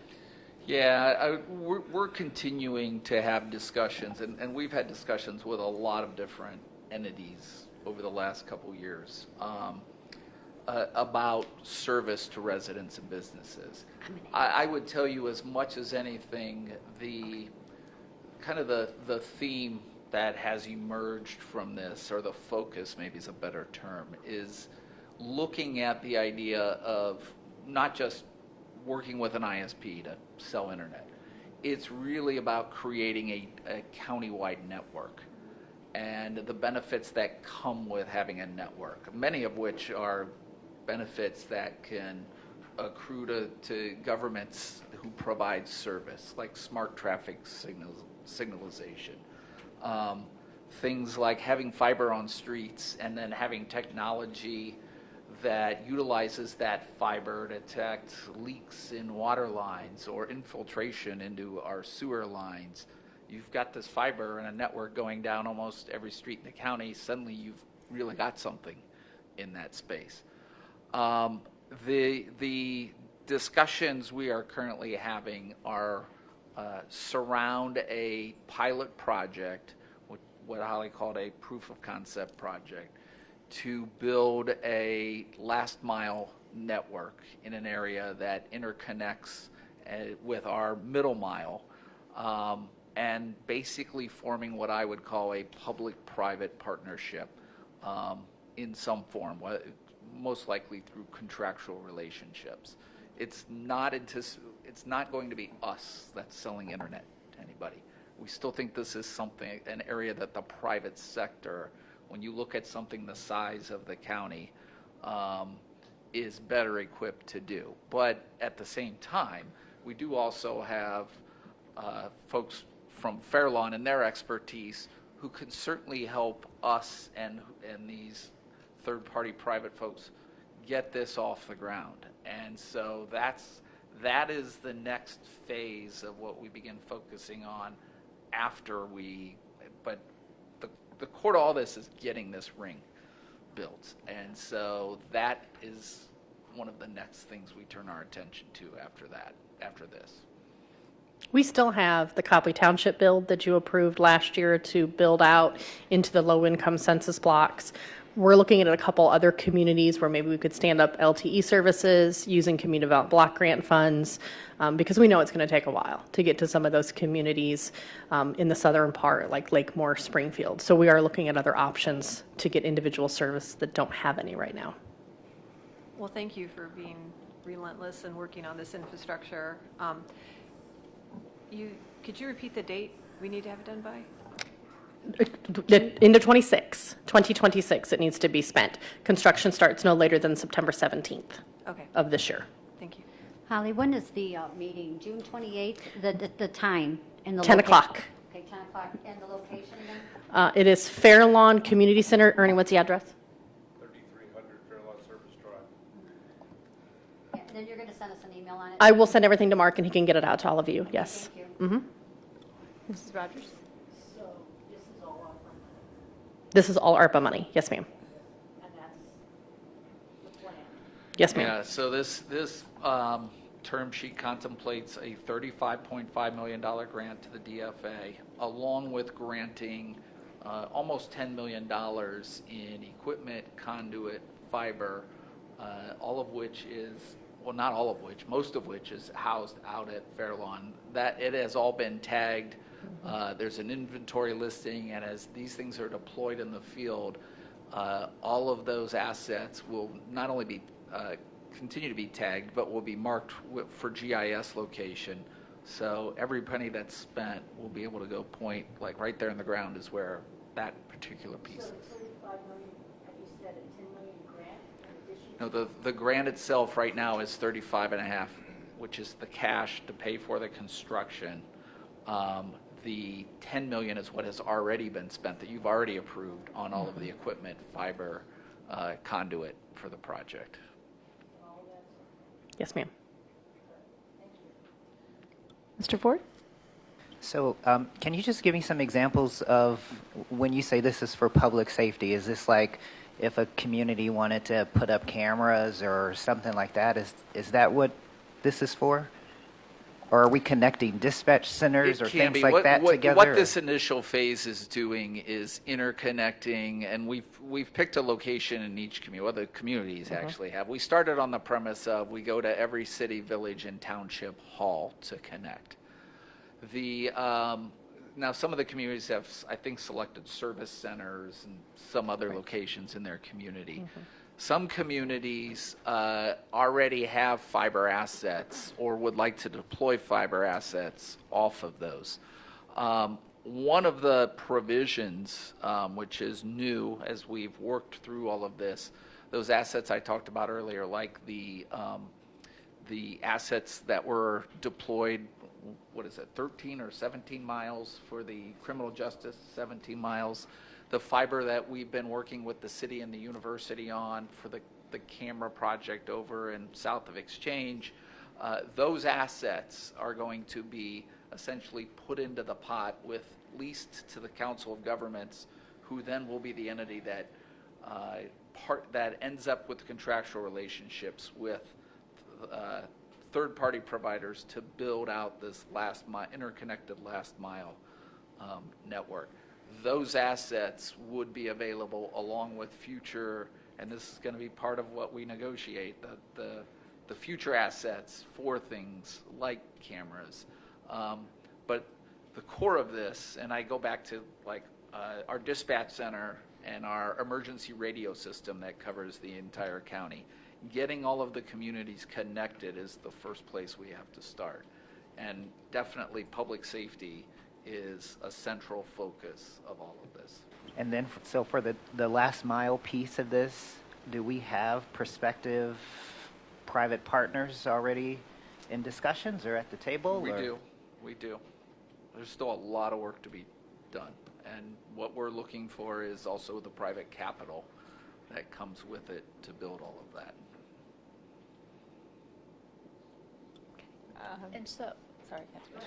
So this isn't, so this is typical of any entity, whether it's government or private, connecting their buildings and their locations with fiber to be able to communicate directly. Yes, we're building a basically what I call an intergovernmental network that connects all of the local governments and us here in Summit County. And we have the That's what ability this to take everybody offline if there's a problem and go on the internet, so we can all still be together. Because we're with the redundancy and all being connected back to the data center that Brian spoke about that'll be located in Fairlawn. You know, if there's a public emergency, we can go offline and still stay connected with each other. Okay, so it allows, okay. And then talking about that data center, so what do we lose by reducing the size of that data center? Yeah, I'm going to bring Ernie up because Ernie has spent as much time as anybody on the data center front. But in short, and Ernie can expand on this, what we're really focusing on now is a data center that serves the needs of Summit County, the city of Fairlawn and Fairlawn Gig, and then any other governmental entities who are on this network, the ability for them to place assets there as well. We really have scaled it back to just be what's necessary to support our operations and this governmental network that we're building.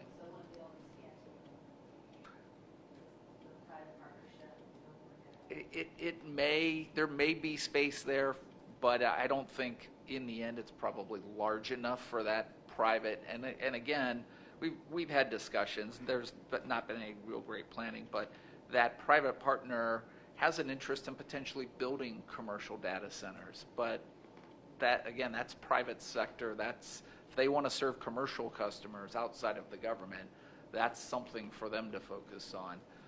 Ernie, if you want to kind of talk about what it is we're looking at for this data center. The original data center was brick and mortar. We were talking about a tier 4 data center with about 180 cabinets in it. What we found is the county needs somewhere between 10 and 15 cabinets. Fairlawn also needs somewhere between 10 and 15 cabinets. So we've scaled it back to a modular data center. So it kind of looks like a cell tower hut with air conditioners around the outside of it, and inside there'll be 60 racks. And it will be completely redundant, exactly like we were trying to build with the brick and mortar, just this will be much more scaled back. What can be done with this is you can put more and more of these around the ring. So what Brian was talking about with a private investment, that's probably how that would play out, is he would put those along the ring and they can all be interconnected with this middle mile network. We talked a lot about middle mile, last mile. One thing to kind of think about with it, middle mile is like the expressway. So we're building the expressway. That final mile is the residential roads that are coming off of that expressway. So that gives you more context of what it's going to really look like. The expressway, we're just putting most of the traffic on. They'll go to the homes. Yeah. I do want to point out, too, the data center is not being funded through this $35.5 million. That is strictly for the fiber ring. The data center funding is still something that we have to come back to figuring out. I keep pushing on Phil to save money, and he's working on it. Well, he's working on it. But the structure that's in place on the data center, again, is the DFA essentially would acquire it for us. Whether that be through a DFA bond issuance, whether that be through the county coming up with cash and essentially lending it to the DFA. The data center itself would be backed by leases, 50% Fairlawn, 50% Summit County. I estimate a $6 million roughly data center, we're looking at $300,000-$400,000 a year, split 50-50. So it's certainly far more affordable than what we were looking at previously in terms of acquiring and operating. But the $6 million, depending on how we end up funding that, we may be coming back looking for the ability to transfer, to provide another grant to back up bonds that the DFA issues, that's still a little bit of a work in progress.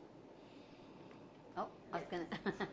Brian, when you talk about private sector potentially coming in and being a part of this, who is the private sector? Is that Spectrum? Is it, who is that? It's, yeah, I'm not really quite at liberty to say yet, but we have had a lot of conversations with a lot of potential partners in this. No, I'm not interested in a specific name. Is it that type of an entity that would be interested in this? It's, I would tell you this, it's really changed from being an ISP to being somebody who's an entity that's interested in owning a network and then either creating an ISP or more likely contracting with ISPs who would then lease fiber and be able to deliver services. And it could be multiple ISPs. I have a question. So you talked about the data center and the funding, we've come up with the funding. Are you talking about like the $300,000-$400,000, would it be like, would be like a lease through all these communities? No. Okay. No, that the lease I'm speaking of would be the county and Fairlawn each lease 50% of the data center. Okay. And then if other communities come in and use it, and they lease space there, that money would that lease money would probably help offset the operating costs. I'm just talking about the base, All right. essentially debt service on the facility itself. I If we were to put the money in, we would get paid back through those leases for that investment. Are there any other questions from members of council? Thank you. Are there any communities that didn't want the fiber ring going through it, or do we pretty much hit all the city halls? I think we've got them all. Okay. We still have one last community we're making some provisional routes, I think, on. But yeah, they want to be in. Does it generally run along other infrastructure that we might have, like, other lines of electric or gas or I anything guess like I'd let that? you speak to that one, Ernie. I don't necessarily know the answer to all that. It's okay. I was just curious.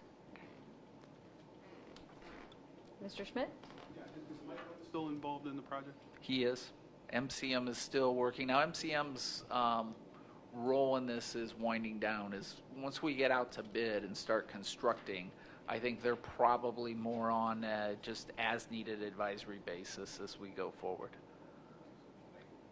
Jason, is there anything I missed in that you would add to? The only piece that I would add is that to the extent the county has that, call it $150,000, $200,000 a year cost, you would offset that by no longer having to pay data center space you're paying for. That's right. So there is some cost savings that would offset that. I would defer to you guys as to what you're paying now. But And Rachel, Gerard, I don't know if there's anything the two of you want to add to. The DFA is a leased partner with the county and the city of Fairlawn. Our board of directors approved this term sheet as presented last week, and we're happy to be of value through this process. And it is part of a track record that we have as a port authority. We've worked with the city of Fairlawn with the Fairlawn Gig project previously, and so I thank you for this unique partnership. Rachel, you forgot one thing. You didn't introduce your guest. Oh, my guest. I brought my son, Josiah, with me. Say hello. And he's a Cub Scout, so this is part of his requirement. Last question for me. So for the two, you said we were already paying, Jason, we were already paying something for data center space, and does that go away, I guess? correct. Okay. Any other questions? I'll move. Okay, motion by Ms. Walters. All those in favor, please signify by saying aye. Aye. Any opposed? The ayes have it. Thank you. Thank you all. I just want to thank everybody. These are big projects. They're complicated. We have a lot of players at the table, a lot of moving parts, and I just want to thank you for the support. It will mean a great deal to our community, so thank you all. Thank you. Okay, 2024-200, a resolution authorizing the executive to advertise for bids for multiple pieces of equipment for various jurisdictions and special operations teams for an estimated total amount not to exceed $435,900 for the Executive Department of Public Safety, Emergency Management Agency, and declaring an emergency. Good evening, Lori Pesci, Executive's Office, Department of Public Safety. This is a request to go out to bid for projects under our fiscal year 22 State Homeland Security Grant Program. As you may know, that grant covers 13 counties in our Region 5 area for Homeland Security. And the bidding would include 60 hazmat suits, night vision for the SWAT team, and 1 bomb robot for the Youngstown Bomb Squad. Are there any questions from members of the committee? Other members of council? Okay, a motion by Ms. Walters. All those in favor, please signify by saying aye. Aye. Any opposed? The ayes have it. Thank you, Lori. Thank you. And I will close the Public Safety Committee at 6:21. And I will open the Rules Committee at 6:21. We have one item tonight, 2024-201, an ordinance amending Section 198.03 of the Codified Ordinances of the County of Summit entitled Expenses to make certain updates and revisions to the permitted expenses for procurement cards for the Executive's Departments of Law and Finance and Budget and declaring an emergency. Lori Pesci, Executive's Office, Department of Public Safety. We had gone to the Executive's Office and Department of Finance and Budget and asked for an amendment to 198.03 for P-card expenses. Food purchases are excluded from P-cards, but due to the fact that we are regularly supplying food and other items to our first responders in the matter of incidents that come up that we are not able to plan for, we had asked to have a provision in there that allows us to support our first responders with food and other items using our P-card. All right. Any questions? Okay. Motion by Ms. Hyam. All those in favor, please signify by saying aye. Aye. Any opposed? The ayes have it. Thank you. Thank you. Thank you, Lori. And we'll close Rules Committee at 6:22. We'll open up Finance at also 6:22. We have a 2024-202. It's an amended resolution creating the Summit County Regional Arts and Culture District pursuant to Section 3381.04 of the Ohio Revised Code, authorizing the creation of a Board of Trustees for the Executive and declaring it an emergency. I need a motion from Finance. Are you going to? All right. I'm sorry. Go ahead. It's okay. Good afternoon. Andrew Berry with the Executive's Department of Law and Risk Management. You have before you an amended resolution. I'm going to explain a little bit of the details, the boring details, and then Nicole is going to give you all the fun details. The amended resolution brings you some information about previous districts that have been created by council, first in the year 2000, followed by an attempt to pass a levy to fund said district, which did not pass, and the ordinance was repealed in 2003 and the district dissolved. Subsequently, in 2005, council created a second regional arts and culture district that operated for 9 years and was dissolved in 2014. It was not officially dissolved by council, so that is the reason for this amendment to the legislation, was to add in some language that officially disbands all previously enacted arts and culture districts, just in case we need to do so, in part because in order to get certain federal funding that Nicole is going to talk to you about, we have to have official documentation that we have created such a district. And we are creating this according to Section 3381.04 of the Ohio Revised Code, which is the same portion of the Ohio Revised Code that Cuyahoga County created their district with, which makes it a little more simple to create, and it's we're authorized to do so because of the size of our county. And I will turn it over to Nicole. Thank you. Thank you. Really, really excited to be here talking about this today. We have the opportunity to expand the opportunities that we have to go after some federal funding thanks to this district. It's also going to allow us to position ourselves to receive money from the National Endowment from the Arts and National Endowment from the Humanities, for the Humanities, which we've already started that process for a $130,000 grant. And so this is the final piece of that puzzle that would go into the National Endowment for the Arts following your conversation and decision today. There, we would be the third such district in the state of Ohio, but unequivocally the best. And I mean that very sincerely. A lot of work has gone into this, and I want to thank the executive for her leadership in this space, as well as the folks to my right here, Phil, Brian, Greta, and Andrew have done a tremendous amount of work making sure that we're being thoughtful and strategic in the way that this is created and formed. So I really appreciate your consideration on this tonight. Any questions? Go ahead. Yeah. First of all, you forgot one important person in that equation, and that is you, the force of nature for arts and culture in this Very community. kind, Councilman. So Nicole, thank you for everything you do. Excuse me. Question for you: once this is established, this is a prerequisite for the federal funds, if I'm understanding it right. Yes, sir. Eileen, Brian, any of you, I would imagine this is one more arrow in the quiver for what we just talked about with creating the district for accumulating lands and giving ourselves some more economic power, if you will. This certainly goes to not only quality of life, but doesn't it also go to economic development? When we go, and you heard Jason really talk about trying to amass the land and target those kinds of businesses rather than a rifle shot, I shouldn't say that, a clear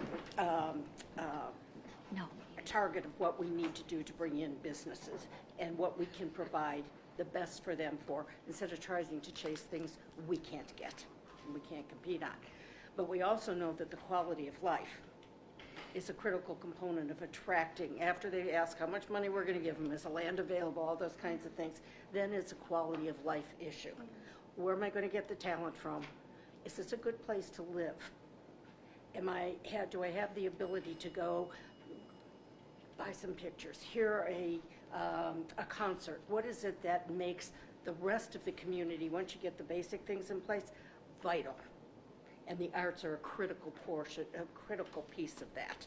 And Mr. G and her team have been working tirelessly for, I don't know how many years now? Almost a decade. Almost 9 a years. decade, Yeah. to get into really the eye of the public now, and how arts can really be a driver on so many levels.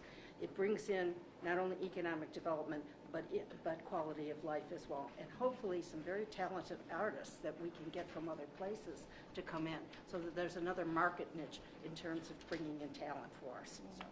Thank you. And some more credit to Nicole. Her and her team will be providing staffing for Yes. this district. That's important. Thank you, Andrew. Mr. Chairman, council as a whole. Yes. Sure, go ahead, Dwayne. So for right now, the county has been able to provide Arts Now with $25,000 renewable annually, which we're really grateful and excited about.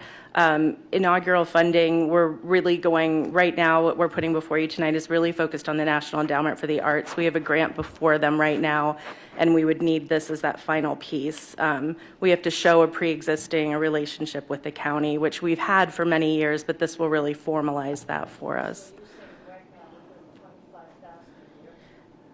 This is the first, Phil, should I? To Arts Now. Yes, so the county has entered into an operating grant with Arts Now, separate from this Arts and Culture District. So that is for that operation.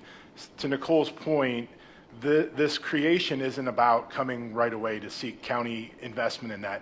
Council has already approved arts investment with the redevelopment of the Polsky building of $600,000. There are some other projects that we're going to add to that as we bring some more things to council. That'll all be a collaboration of Arts Now in this new district. So I think it's more about getting it off the ground so Nicole can go after the National Endowment for the Arts. That doesn't mean down the road that some of the federal funding isn't going to require match. But as Nicole's doing with the Arts Forward grant with Arts Now, she's really successful at getting matching dollars. So it is not going to be completely on the backs of the county to do that match. It's just another tool to be able to leverage both the county's current investment with some other philanthropic investment as part of this whole process. And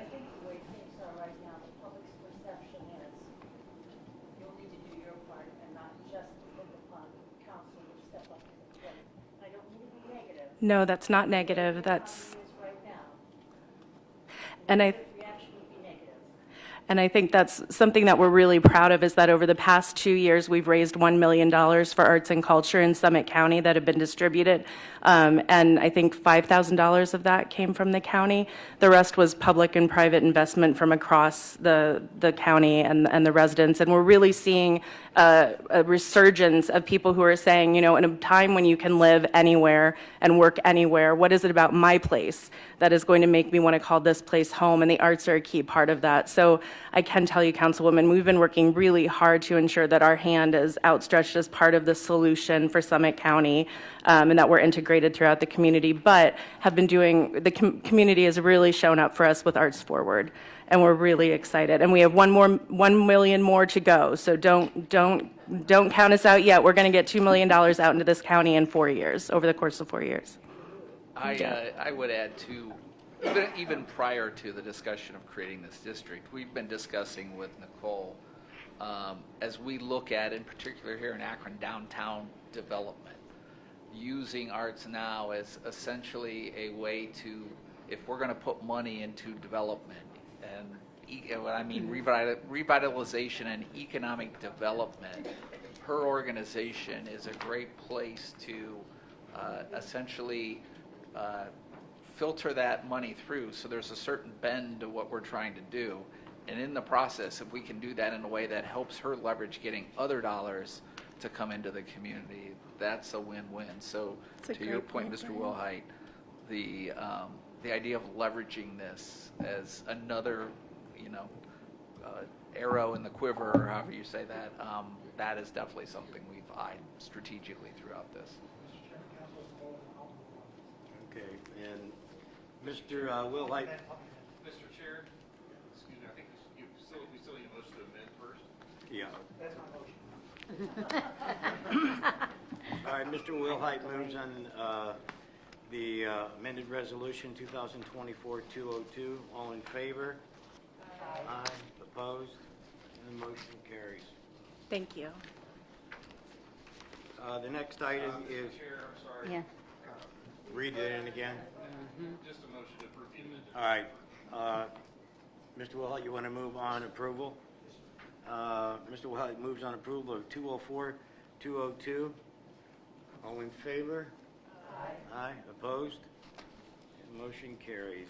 2024-203, a resolution confirming the award by the Board of Control of a change order number 3 to a purchase contract with Brinks, Inc. as best practical source to provide countywide armored car service for the period of 7/1/24 to 12/31/24, or until an alternative solution is implemented in an amount not to exceed $32,000 for a cumulative total increase of $308,000 for a total amount not to exceed $212,000 for the Executive's Department of Budget and Finance and declaring it an emergency.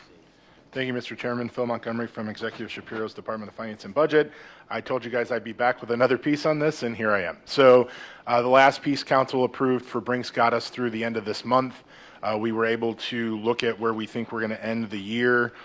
This piece gets us through that, we hope. As we are continuing to look through alternatives, whether it's through something with the sheriff's office, or we have found a solution where there are on-site deposit machines that will record deposits on a daily basis, because the fiscal office is required to make deposits within 24 hours of receiving them, which is part of the kind of where our hands are tied in being able to break up with Brinks. We may try to rebid this one more time. We're just trying to do anything we can to make this an equitable solution for the services we're getting. And with that, I'd be happy to answer any questions. Community questions? Go ahead, Claire.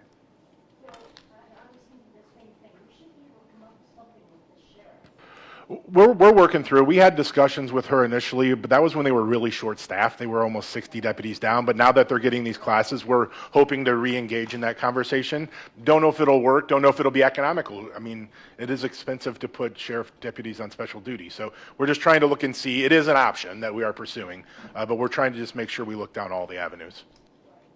They have quite a few stops to make, too, besides fiscal. Yeah, it's all of the clerk of court title bureaus around the county, in addition to the fiscal office, building standards, and some other places that accept cash.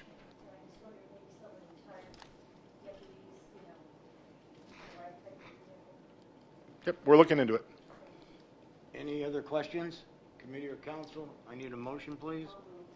Mr. Rogers moves on 2024-203.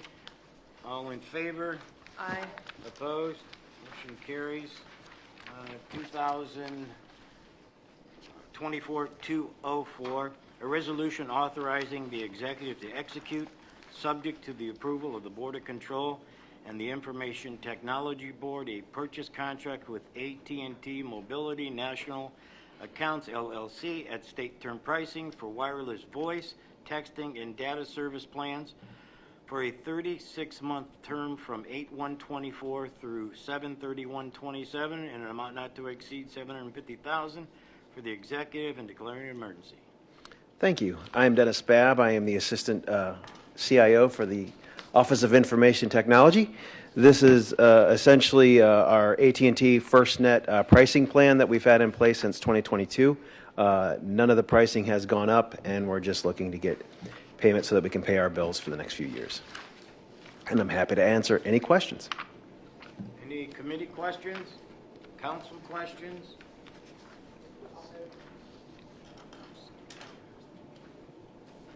I have a motion from, who was that? Steve? Oh, Christine Hyam, 2024-204, all in favor? Aye. Opposed? Motion carries. Thank you. I think that closes out finance. Yeah.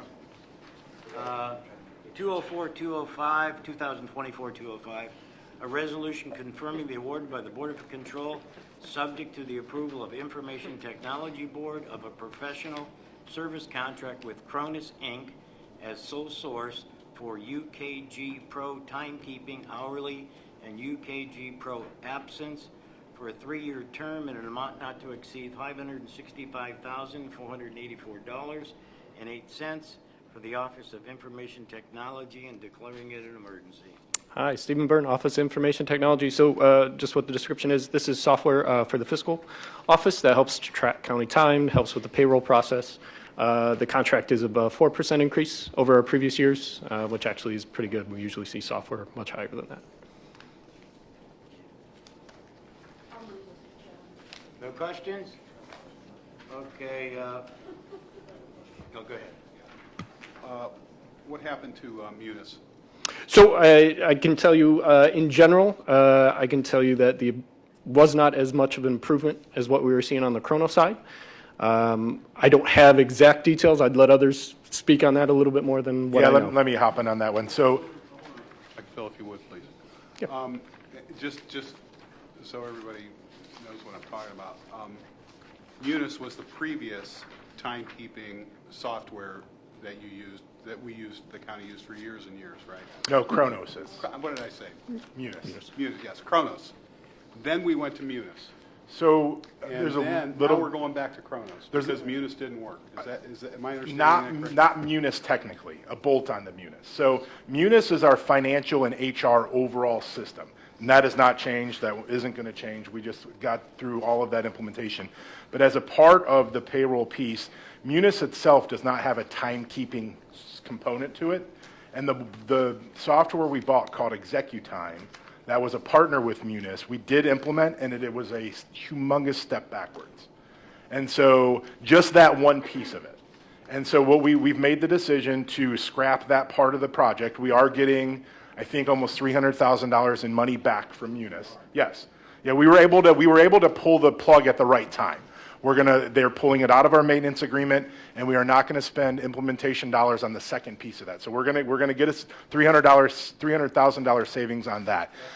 Yeah, no, yeah, we are going to get money back on that piece of it because the Tyler Technologies company understood our plight and what happened and what went wrong. So they're crediting us back, not fully. Like we've paid what we've paid while we used it for the 6 months, but the rest of it we're getting credited back. And this is simply going back to the platform we used to have because it did work. But we are going to do a phase 2 of the project. That's not included in this, and it's just a small consulting fee to actually enhance it and make Kronos work even better than it did before. So we're much more comfortable with going back to that known commodity that worked, but we did get money. We are getting money back in the process. Okay, and so the Munis, the other part of the Munis system, we're going to keep that? Yes. And that is working? Yep. Okay. Yeah, we're still. I mean, we're in year 2, so it's not without its bumps, but we're fine tuning it and we're working through it. It's a product. Franklin County uses it. Portage County uses it. It's been around since the late '80s and gets enhanced every year. So yeah, the finance and the payroll HR pieces are working just fine. It was just this one piece of the timekeeping that wasn't working right. All right, thank you, Bill. Thank you, Stephen. You're welcome. Thank you, Mr. Chairman Donfrio. Okay. Who had made a motion? Yes. Okay, Ms. Rogers moves on 2024-205. All in favor? Aye. Opposed? Motion carries. We close finance out at 6:41. Good evening. I'm going to open a regular council meeting. I'll begin with the caucus. There are 2 motions. There are 10 first readings. There are 10 first reading passage requests. Tonight, 2024-206, Brian Harnick will address council. Maybe?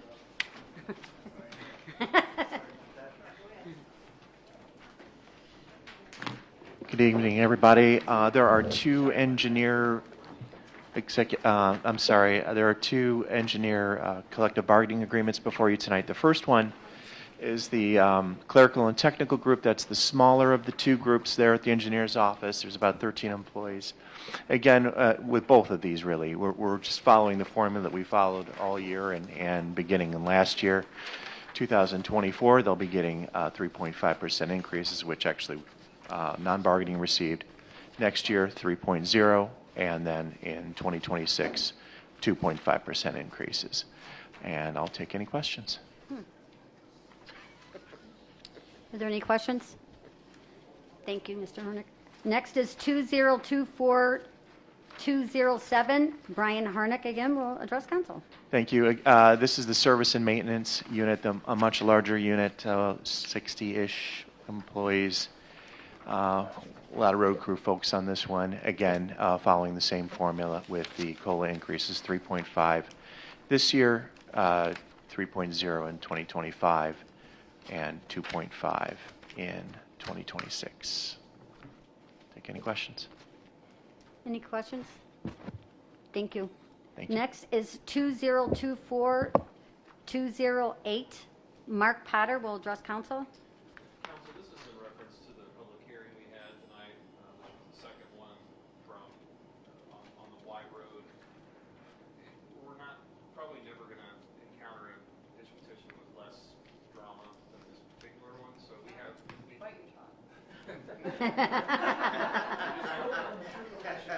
Motion to proceed tonight, and in anticipation of that, we do have a piece of legislation on tonight. So, with that, I'll try to answer any questions as best I can.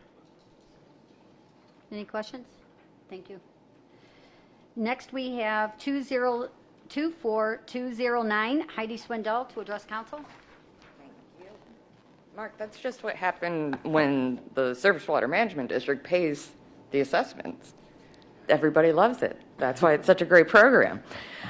This is for the Cleveland-Maslin Road sidewalk project. Bath Township is actually paying for the sidewalk. They got a grant through AMATS. In order to build the sidewalk, we do need to buy right-of-way. It'll be county right-of-way. We will cut the initial check, but Bath Township will reimburse us for it. And this is the last parcel. We got they switched owners in the middle of the legislative process, so we had to remove them.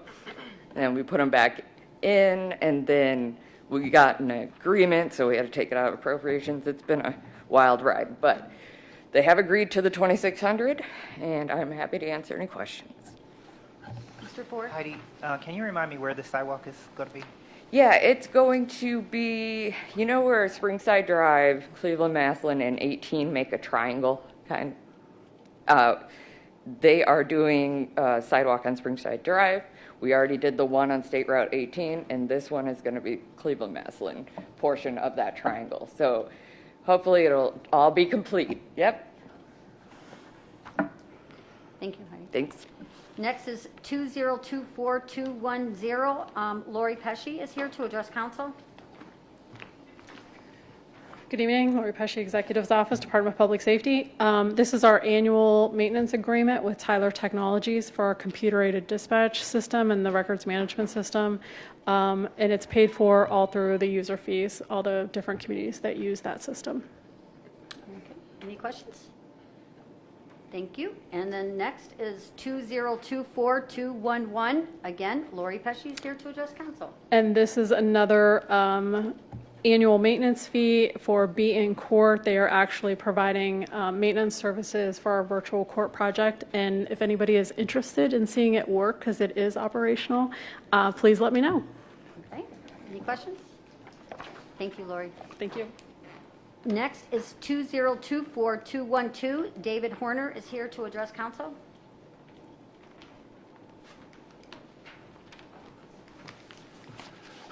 Good evening.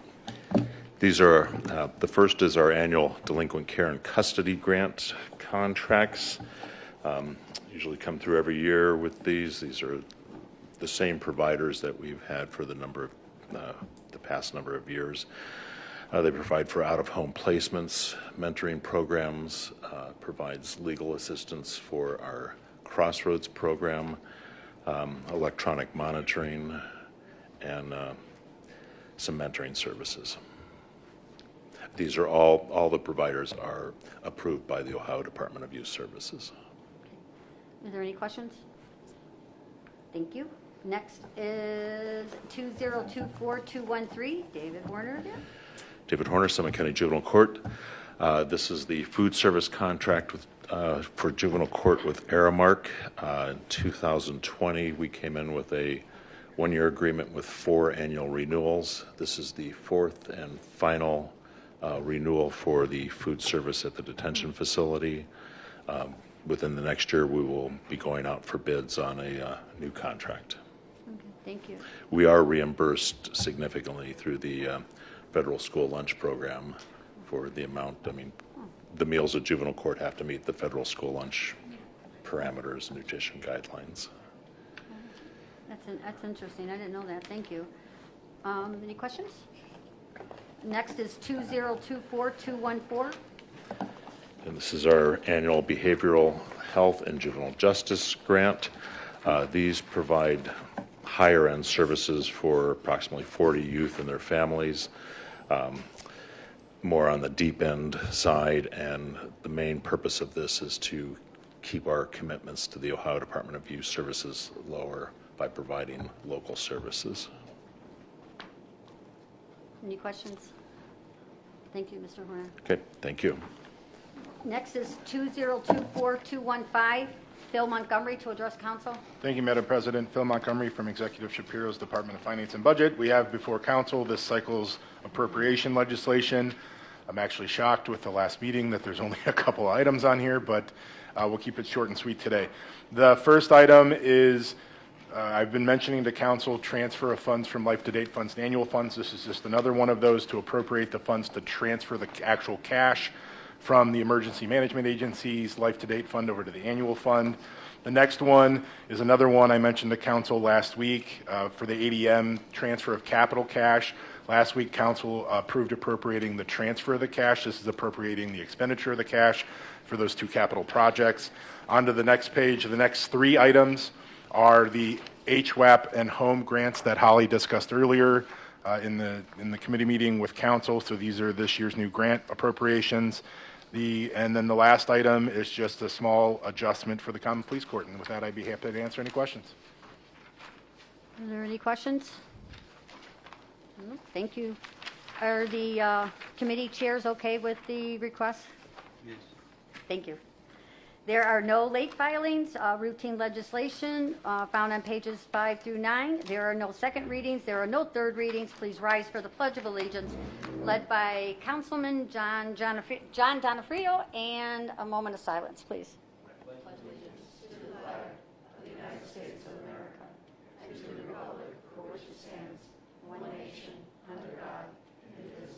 With liberty and justice for all.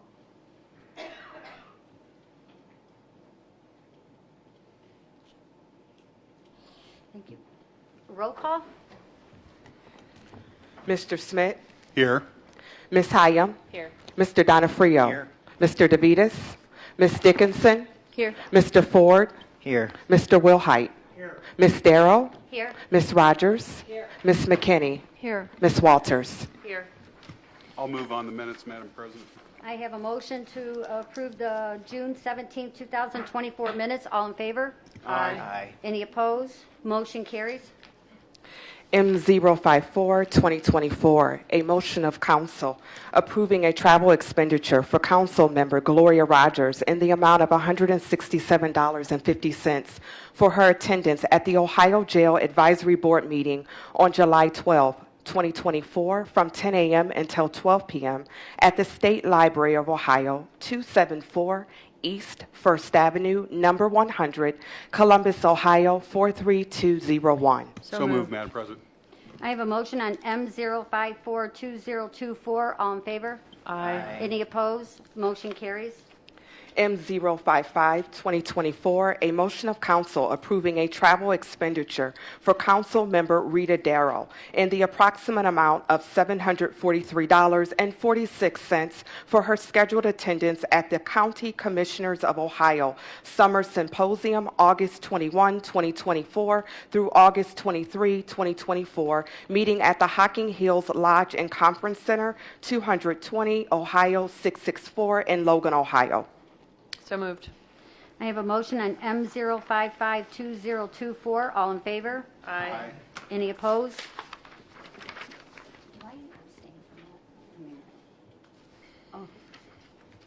Motion carries.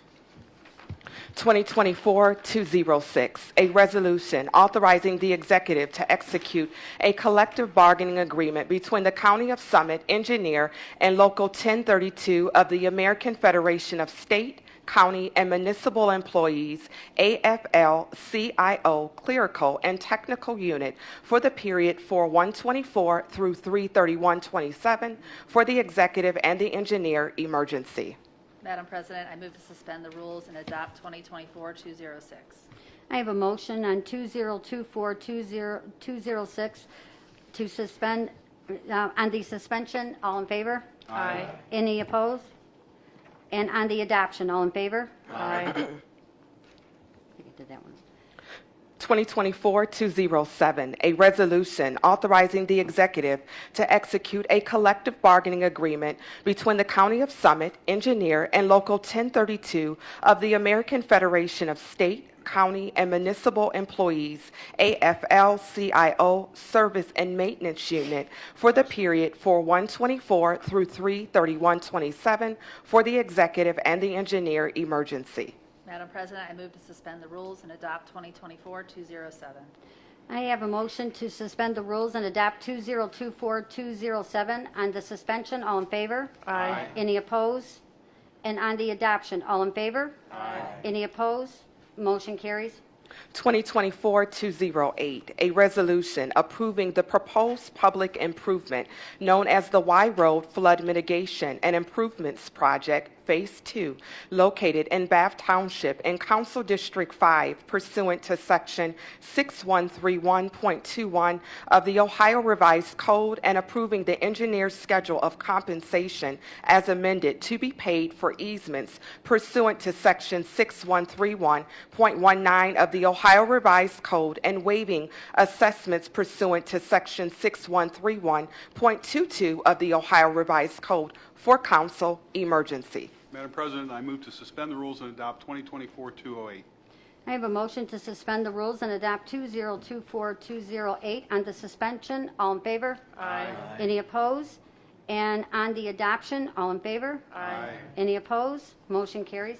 2024-209, a resolution authorizing the executive to execute agreements for the acquisition of a warranty deed and temporary easements over the real property known as partial number 0500484 needed for the Cleveland-Massillon Road Sidewalk Project at a cost not to exceed $2,600 located in Bath Township and Council District 5 for the engineer emergency.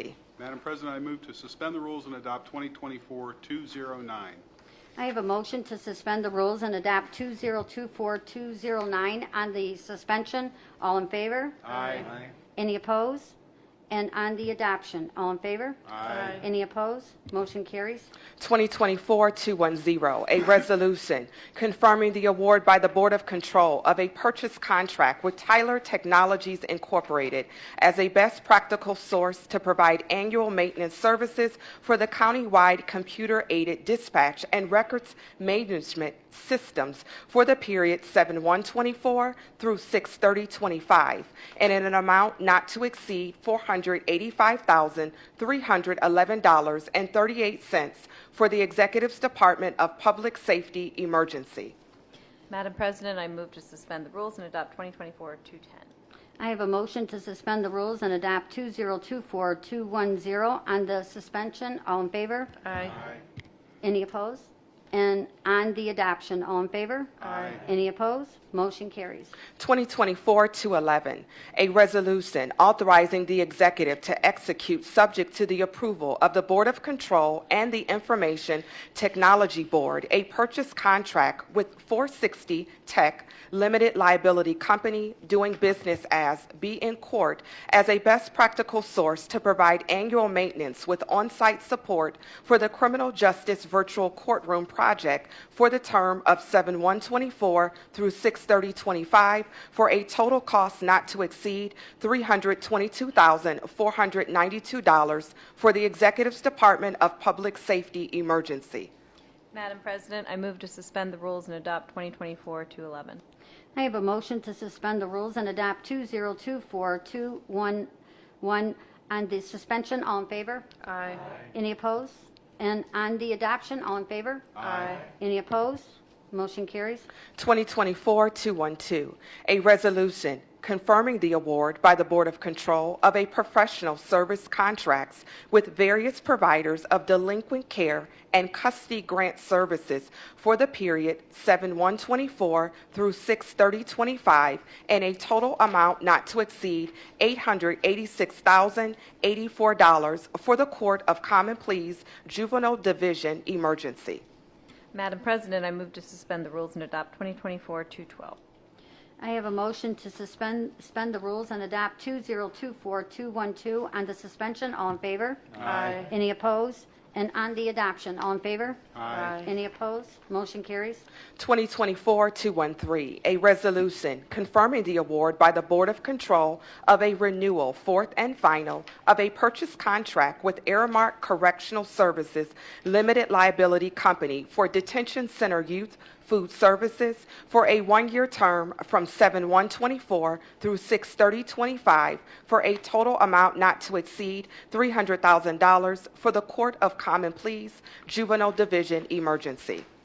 Madam President, I move to suspend the rules and adopt 2024-213. I have a motion to suspend the rules and adopt 2024-213 on the suspension. All in favor? Aye. Any opposed? And on the adoption, all in favor? Aye. Any opposed? Motion carries.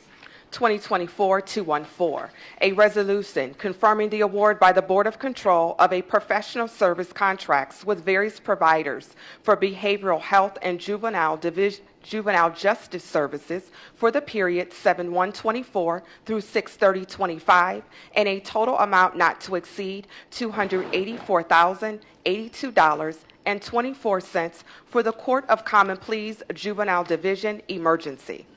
Madam President, I move to suspend the rules and adopt 2024-214. I have a motion to suspend the rules and adopt 2024-214 on the suspension. All in favor? Aye. Any opposed?